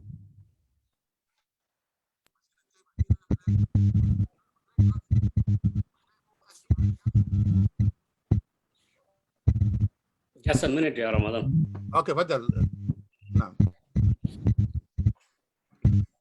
نعم ايمانويل، عايزين نسالك ونسال المشاهدين بتاعنا كله، عايزين نعرف طبعا في الفتره الاخيره ده في كانت تنقلات بتاعت الانديه وفي مشكله بتاعت كابتن كريستيانو رونالدو وميسي ثاني ظهر في الصحه. كل الناس بيسالوا الناس منو احسن لاعب في وقت الحالي ويعني في فتره طويله. انت بيفضل منو ميسي ولا كريستيانو رونالدو؟ والسؤال ده ماشي لكل المشاهدين ونشوف بعدين وصل كم للناس اللي اتفقوا على الاسم ده. هو تعرف انا طبعا مشكله كبيره جدا مع برشلونه ده. بالنسبه للمشجعين بتاع ريال مدريد، انا طبعا برشلوني، ولو انا قلت ميسي افضل من رونالدو اكيد طبعا هيقولوا بقى انا برشلونه. اوكي. ميسي لاعب ما شاء الله، يعني عنده ميزات يمكن تختلف عن رونالدو. ده في التقييم بتاعي الشخصي يعني. هو لاعب يمكن هو بيتميز بصفات كتير، صفات كتير جدا. بعدين فوق ده كله يعني سلوكه عالي، وهو بيهج في بعض الاحيان ما زي عكس كابتن رونالدو مع احترامي. اوكي شكرا. انا كنت بسأل سؤال ميسي ولا رونالدو، ما التفسير، بس ميسي ولا رونالدو؟ ميسي طبعا. ميسي. في افاني هنا برضه قال كريستيانو رونالدو، يعني واحد ولا شو مشاهدين بتاعنا. كابتن ياسر قبل ما نسلم عليك تقول لنا كريستيانو رونالدو ولا ميسي؟ ميسي. طيب تفضل. 2-1. تفضل سلم على اخوك انا ايمانويل بهاي في برنامج. كابتن مولانا ايمانويل زمن طويل انا ما شفته، رغم انه انا مشيت جوبا وكان برا وكان في توريت وكان في يعني ماموريات بتاع عمل كثير ما اتقابلنا معه. يعني انا بسلم عليك وبحييك ونتمنى انه نشوفك قريب ده في جوبا ان شاء الله. ان شاء الله. الله يبارك فيك. احوالك انت ان شاء الله انت كويس؟ والله الحمد لله يا ناصر المدير، يا سعيد انه اكون معكم الليله في برنامج ذكريات. والبرنامج يمكن حديثا ان شاء الله لكن انتشر بصوره كبيره جدا جدا. نعم. بصوره البرك، صوره البرك طبعا اسرع من الصوت. نعم. نعم. اكيد. دان فيليب برضه كريستيانو رونالدو 2-2. اوكي. نعم. اخوي ياسر المسابقه صعب جدا، نتمنى نلقى زول ثاني يخش عشان نتفوق عليهم ب3 ولا 4. نعم. طيب يا شباب، ياسر انت عندك اي سؤال يا اخوي ايمانويل؟ لانه انت ظاهر جيت متاخر والزمن بتاعنا خلاص حرقناه. احنا بدانا الساعه 8:30 وهسه بقى 10:30، وهنا يعني تعبنا مولانا معنا، فاحنا سعيدين انه يكون معنا. كنت تقول لنا انت اي سؤال له؟ انا طبعا متابع الحديث من قبل لكن ما خشيت، فانا لما سمعت انت دار تختم فانا لقيت انه ده فرصه واحده يجي يسلم لمولانا، نشوف نتعرف عليه كمان اكثر في زمن اللي ما شفناه فوقه ده. طبعا الراجل ده واحد من الناس اللي كانوا من اللعيبه بتاع وسط الممتازين جدا، يعني رغم انه مو نجيل الجو ورانا، انه دفع مع ناس امانيا اندرو امانيا ومن ديل الناس الجو ورانا. يمكن لقانا انا ممكن هو لقانا في دقائق في ايام الاخيره في كاتور خلاص وانا ماشي. فالفرق بيننا وبين الجيل الحالي شنو يا ايمن؟ نعم ده سؤال كويس، وانا قبل ما تمشي السؤال ده اخوك امانيا برضه قال ميسي. يعني انا دفع انا ما بيختلف 3-2. نعم. شكرا كابتن ياسر. هو سؤال اللي قبل شويه هنا رمضان سال، بالفعل في فرق كبير جدا جدا. يعني احنا معاكم فتره ذات ومنه انتوا ورثتونا ذات. كيف اللعيبه يقعدوا في بعادهم، اللعيبه كيف يلتزموا في تماريناتهم، اللعيبه كيف انه يحافظ على مصلحتهم. يعني ده يمكن الميزه اللي خلى اللعيبه فتره ذات بيختلف من اللعيبه حاليا. الشيء الثاني اللعيبه فتره ذات كان ما ماديين، اللعيبه كان بيلعبوا ناس بتتولع بس اعتبر انه انا ده الفريق بتاعي لازم دير اعمل فيه حاجه يجيب نتائج فيه كويسه، بغض النظر لانه ظروف النادي مثلا قاعد يعني ولا قاعد يمر عنه. الفرق هسه اللعيبه حاليا هسه امكانياتهم متوفره جدا، يعني البيئه ملائم للرياضه، معدات اي حاجه موجوده. لكن الاولاد يعني طلعوا برا شويه، بس 60 منهم يعني ما كثير، بس 60 منهم الاساسا ناجحين ملتزمين، بيسمعوا كلام الامثال زي ناس مكه هسه لما نمشي في نادي الملكيه ولا اي لاعب نلقاه يتكلم معه وقدر يفهم يبقى احسن. لكن معظمهم طبعا حاطين يعني ارقام زي في اوروبا هناك، اللاعب ده كده وسجلوه والان هسه ما عنده امكانيه. انت لما تقول يا اخي انا داير لي عربيه، الاداري ما عنده عربيه يا كابتن ياسر. الاداري ذاته قاعد مهجر وموظف شغال بمرتب بسيط جدا. يبقى انت كده ده لو ما عملوا لك انت ما حطلب طبعا. انت عشان كده بيعمل لهم احباط. لكن الفتره بتاعنا كان معاكم ولنا ورثنا منكم ما يقدم حاجه للرياضه. يقدم للرياضه والفائده بتاعه هسه يا احنا لقيناه. لقيناه هسه الاستثمار في السوق ده حافز كبير مش كده؟ ده حافز. يعني ده حافز كبير. يعني وضع لنا فيه سواء كان في شغال حكومي ولا في مجال الرياضه، ده عباره عن حافز للخدمه اللي يمكن احنا عملناه. لكن ما خدين الحته ده، النظر بتاعهم بس يا 200 نلقى ده وخلاص. المرحله اللي ممكن العب معكم موسم واحد او 6 شهور مقابل كده عشان تاني بعد ذاك يمشي.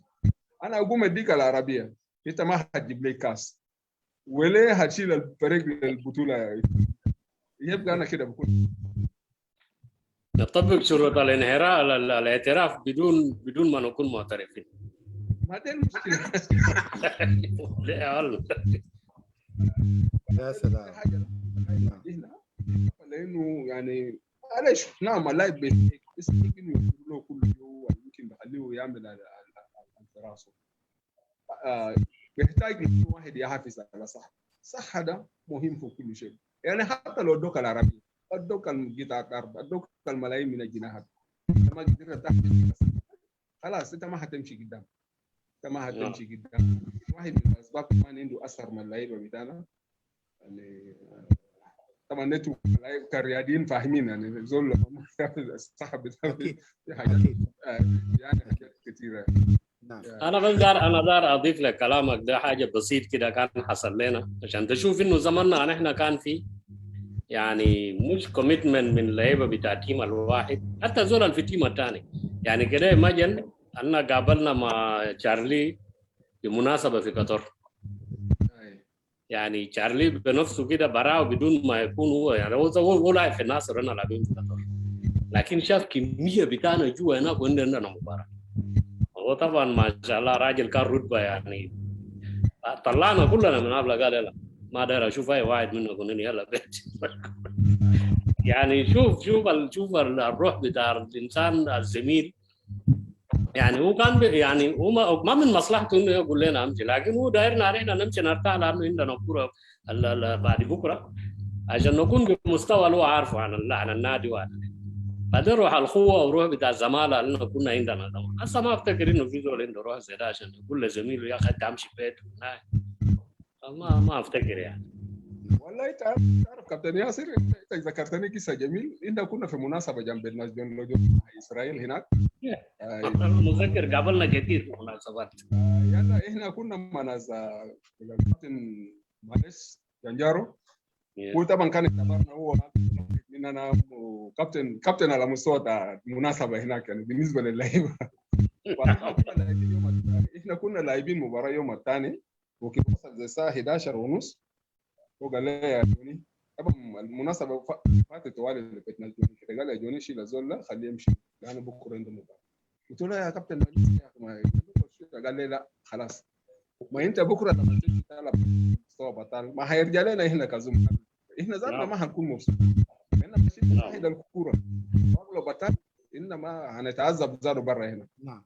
بعد احترمت كلامه خليت الحفله وجون مشى اداني البيت ومشيت نمت 7 قال لي ناكل سوا فطرنا سوا قام ادوني اجل قال لي انت من هنا يا زول امشي النادي بعدين اجل نيجي نلقاه بعدين. شلت حاجاتي ومشيت النادي. هذاك اخذت الراحه مشينا لعبنا مباراه كان جميل برضه. يا جا قال هاي كان مباراه لو استحرت ما كان تبقى كده الناس مبسوطين. يا سلام. نعم انا قلت يرجع لك يا كابتن وشو الناس مكه يعني كان ما شاء الله الناس كانوا بيتكاتفوا يعني كل زول داير يشوف كل زميل داير يشوف حاجه كويس لزميله. اها جاكلين قال لكم احسن 2 لعيبه في العالم. قال ميسي وجورجي زوجه. ده احسن لعيبه هو بيعرفها. لا انا بقول جورجي. جورج أرنبي هاي يعني في زمن تنا ده لكن ما في زمن. ده حلو ده يا جاكلين، ده حلو. نعم جورج أرنبي نعم. المقدمة يعني. لا ده حقيقة.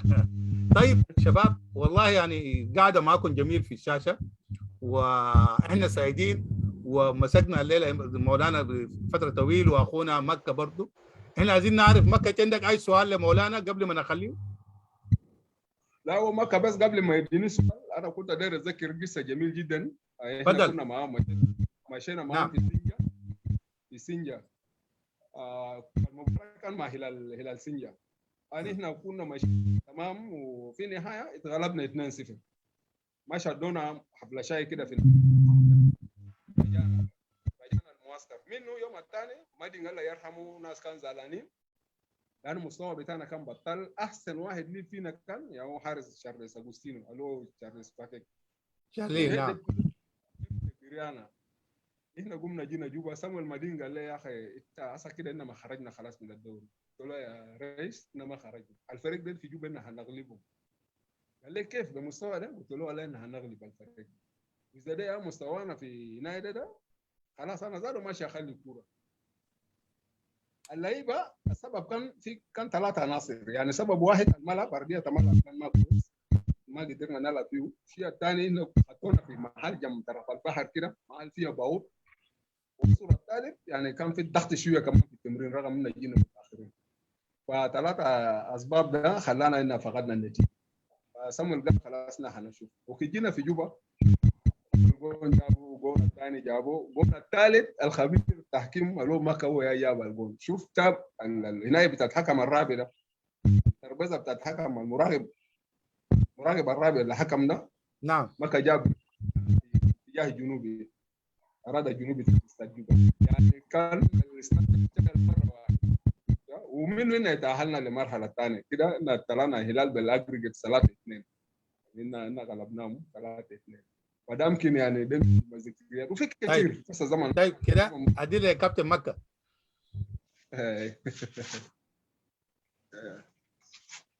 كده المدافع جسور اول باول كابتن ياسر معك.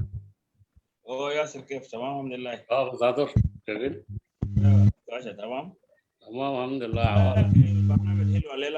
انا تكيفت شديد وانا برضه بشكر ايمانويل لانه لبى الدعوه بتاعنا ورغم منه رئيس الاتحاد وده يوم تو تراها الراجل طبعا ماسك محكمه الشرطه وعنده قضايا. المهم ضغطنا على مبروك. وفي كل شهر وانا ارسلت صوره يا برادة لقيت قبضت لك 3 كده قدرنا نجيبهم لكن خايفين.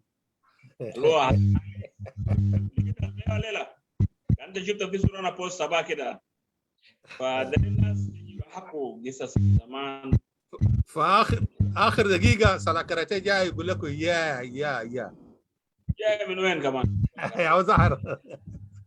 نعم تفضل اخونا مكة. انا عايزك اول باول تكلمنا عن الناس المدعمين بتاع برنامج وتكلمنا عن الجون الجميل اللي انت جبته لايمانويل ذكره. والله ناس طبعا زي ما انا ورد لي ياسر الدور الفاتح ونمبر دارنا نشيل منكم الضغط شويه. جاو ايمانويل اولاد ايليا اولاد ايليا ده ايمانويل اسمه ايمانويل ايليا. نعم.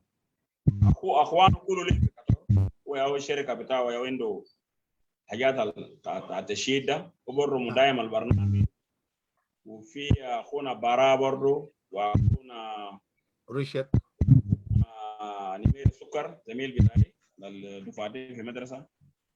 وفي اخونا كده ميوت موبايل اجرتك رشد لوجو كده ميوت تاكي كده عشان الصوت ده انا ما اعرف الصوت ده ماله. نعم كده ونس يا مكة كده ما ظاهر كده كويس هسه. اي الناس المدايمين يا اولاد ايليا ده وبعدين نمير السكر وريش كاتا خش فيه رشد لوجوكس ده دولة توقت لسوك وين الشركة بتاعه ويوم دايما البرنامج. وناس السابقين كان في بارا وفي رمضان موغا وفي كثيرين جايين وفي رامكس اللي هو اخونا داني في كامبالا ماسك اجازه هناك. الناس المدعمين برنامج ان شاء الله يعني الدور الجاي بكون في ناس كتار. يعني هسه في ناس كتار دايرين يجي يساعدوا، وزي ما انا وريتكم في السياسه بتاعنا انا ما دايرين قروش، انا بديهم الرقم بتاع الواي فاي عشان يحاولوا فيه. ولكن دور الجاي برضه هنعمل نظام دفتر، لانه رومان عيان وقع يوم الجمعه، وقع ما انا مشيت له في الصباح زي ما اتفقنا. نعم. دول ده ما ظهر، انا مشيت بنفسي فعلا، مشيت لقيته راقد ملاريا وتايفود. بالنسبه لمودوغون ده جون. نعم.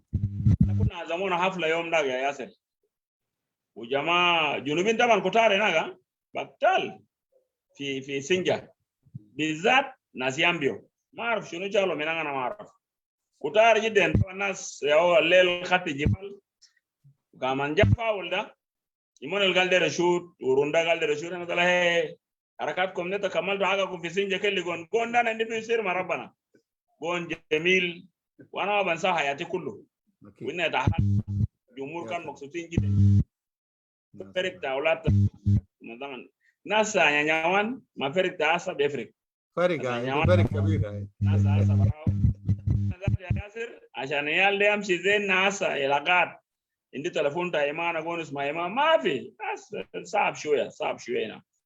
ده طبعا جيل تاسا، لكن خطر على البلد طبعا، لانه اصلا ناس كانوا مدربين كان كوره ده بمشي من عندها كل امكانيات موفره. نعم. هسه في لاعب سجلوه في الموسم ده اخذ يا ياسر، اخذ اربع موتر. الموتر واحد ب $100,000 ب 1100 $1100 يعني 1100 ده وشايل 4 موتر يا ياسر. طبعا دول مفتش، لانه ده بقى شنو؟ ده بقى وسيله في جوبا بزنس بيسموه بزنس. يعني كم 4400 دولار تقلبوا لباوند. ده من ما في ياسر طبعا. عساجات كله لكن كوره ما في. فده المصيبه الكبير. نعم. هذا ربنا يكون شويه ممكن متغير اكيد. لا طيب عندك الخبير طبعا زمن مداهمنا. عندك اي سؤال لمولانا ايمانويل؟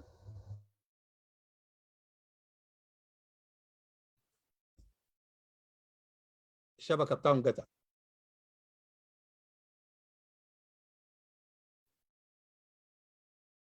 الشبكه بتاعهم قطع. نعم. افتح الصوت ياسر. قدرنا نتكلم في موضوع الاتحاد، لكن نتمنى انه ايمان نجيبه ثاني عشان يتكلم لنا حاجات ده كلام كويس. وافر شير برنامج بتاعنا ده يا ياسر عشان زي كيجي هناك ما راجل بتاعهم شايفين برنامج، ولازم يخش برنامج عشان هو يتابع، لانه لما هو يعمل لايف كم زملائه بيتفرج. نعم. ده حقيقه ده كلام جميل. شكرا جزيلا كابتن مكة، شكرا شديد. نعم. انما عشان ننتهي عايزين نقول لايمانويل، كابتن ايمانويل رايك شنو في برنامج ذكريات في ايامنا؟ طبعا المره اللي فاتت استضفناك كان في تسليم بتاعت لبس لانديه جوبا، واحنا كنا سعيدين يكون زول بمستوى كبير في اتحاد كوره والاتحاد المحلي يجي ويشرفنا في برنامج ذكريات في ايامنا. انت رايك شنو في مجموعه بتاع برنامج ذكريات في ايامنا استاذ الزين ياسر والبرنامج؟ والله يا اخ رمضان برنامج ذكريات كمان ده بالنسبه لي انا بكون عاجز والله حقيقه انا لانه برنامج جميل جدا جدا، وبرنامج لخير قدر يربط ناس على مستوى الكره العربيه، يزم لنا في حتات بعيد وقدر يلم الناس يعني.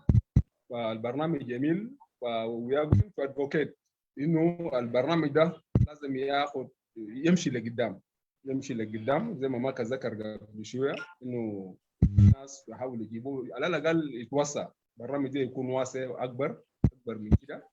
زي ما قبل ذكرت انه هو حديث الانشاء، لكن هسه انتشر في صوره جميله، لانه الناس مؤسسين يعني زيك واخ ياسر، ناس موسى وفي او ناس زي سينوسي بهناك.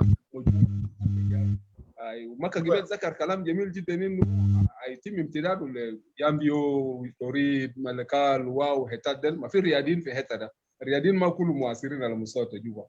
فده عشان ايه بعد بكره البرنامج ده ممكن يعمل يعني بيكون في كتيبات بالتصنيف، لكنه المناشد المختلفه ده السله طايره وده وده يمكن انا داير اقول لكم لانه اوريدي خلاص عندكم ريكورد سينات وممكن داير اضافات ثانيه يعني ممكن تعمل يعني فتره ما بين كده لكده ده المنشأ اتصل فيه ناس فلان وبنفس الطريقه باقي مناشد يعني طبعا الامكانيات بيكون شويه صعب لكن ممكن الناس هنا يحاول يدعم انا الريكورد اوريدي بقى عندكم ناس ممكن يدعم ذاته حتى لو جايب عن طريق مجلات يعني عشان المجله كوبي ده وبكون قايد يعني في ناس مرات ما بكون يخش في جوجل وكده عشان بكون سهل فده يمكن يعني برنامج جميل ويعني اي زول مبسوط من البرنامج حتى رياديين مرات بتابع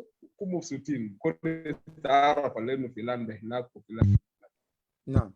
انا برضو داير اشكر الزملاء دائما قاعدين ساهم في الرياده اللي هو دعم مرات برا في بعض من برامج يمكن هو الاخ ريشت مسونا ده زول ريادي بالفكر يعني سبق انه كان يداري في نادي اطلع برا يعني زول خدوم بمناسبه في مجال الرياده انا بحييه في البرنامج ده واتمنى انه يواصل بنفس الدعم للرياده في داني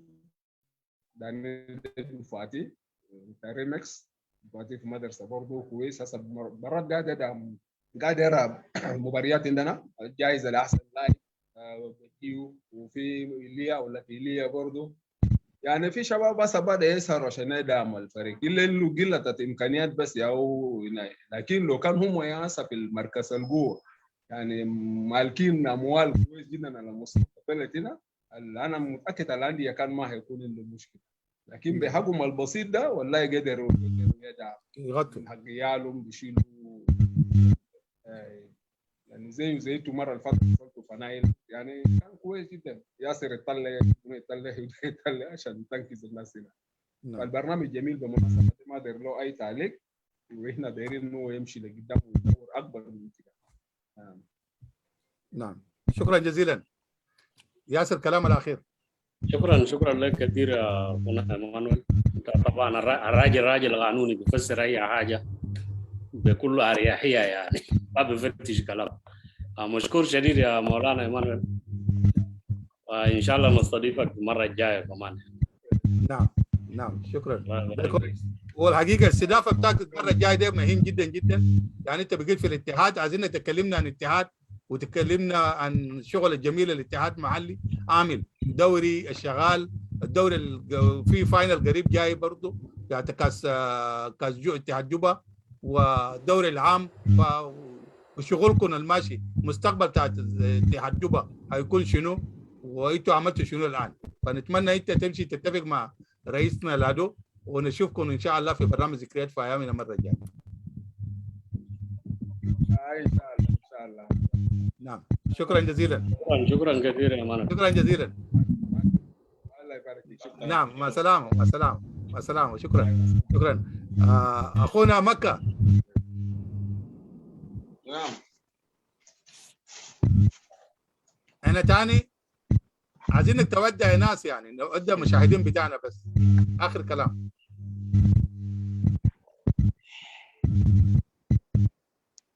ودع المشاهدين بتاعنا. طبعا برنامج ماشي بطريقه سلس يوم 19 باستضافه بتاع مولانا ايمانويل بنجامين اويك نشكره انه واخد من زمنه. وانا داير اقول لاخواني كله في برنامج ذكريات في ميجر مع تحيات اخواننا في جوبا اخونا موسيس لوكيكو ورومان مناس وابني ايمانويل نقول لكم مع سلامه. شكرا جزيلا. بالمناسبه طبعا في اخر دقيقه ظهر لنا ريشد المدعم البرنامج هو موجود معنا هنا بنشكرك شديد يا اخونا ريشد وكان برنامج رائع بوجودك انت ودعمك لنا للبرنامج ذكريات في ايامنا. شكرا جزيلا يا اخوي ونشوفك ثاني ان شاء الله يوم من الايام هنتكلم معك مباشر. حتى الداعمين الكثيرين اللي ظهروا 3-4 ده يمكن انا ما قابلته شخصيا كان شغل كبير جدا من اخونا مكه ونقول لك شكرا جزيلا مكه. شكرا للمشاهدين بتاعنا كل اللي ظهروا قبل معنا وان شاء الله هنشوفكم في يوم الجمعه الجاي ومع سلامه. مع سلامه. شكرا جزيلا. شكرا. نعم خلينا نطلع برا من اللايف ونقول مع سلامه لكل الناس ومع سلامه.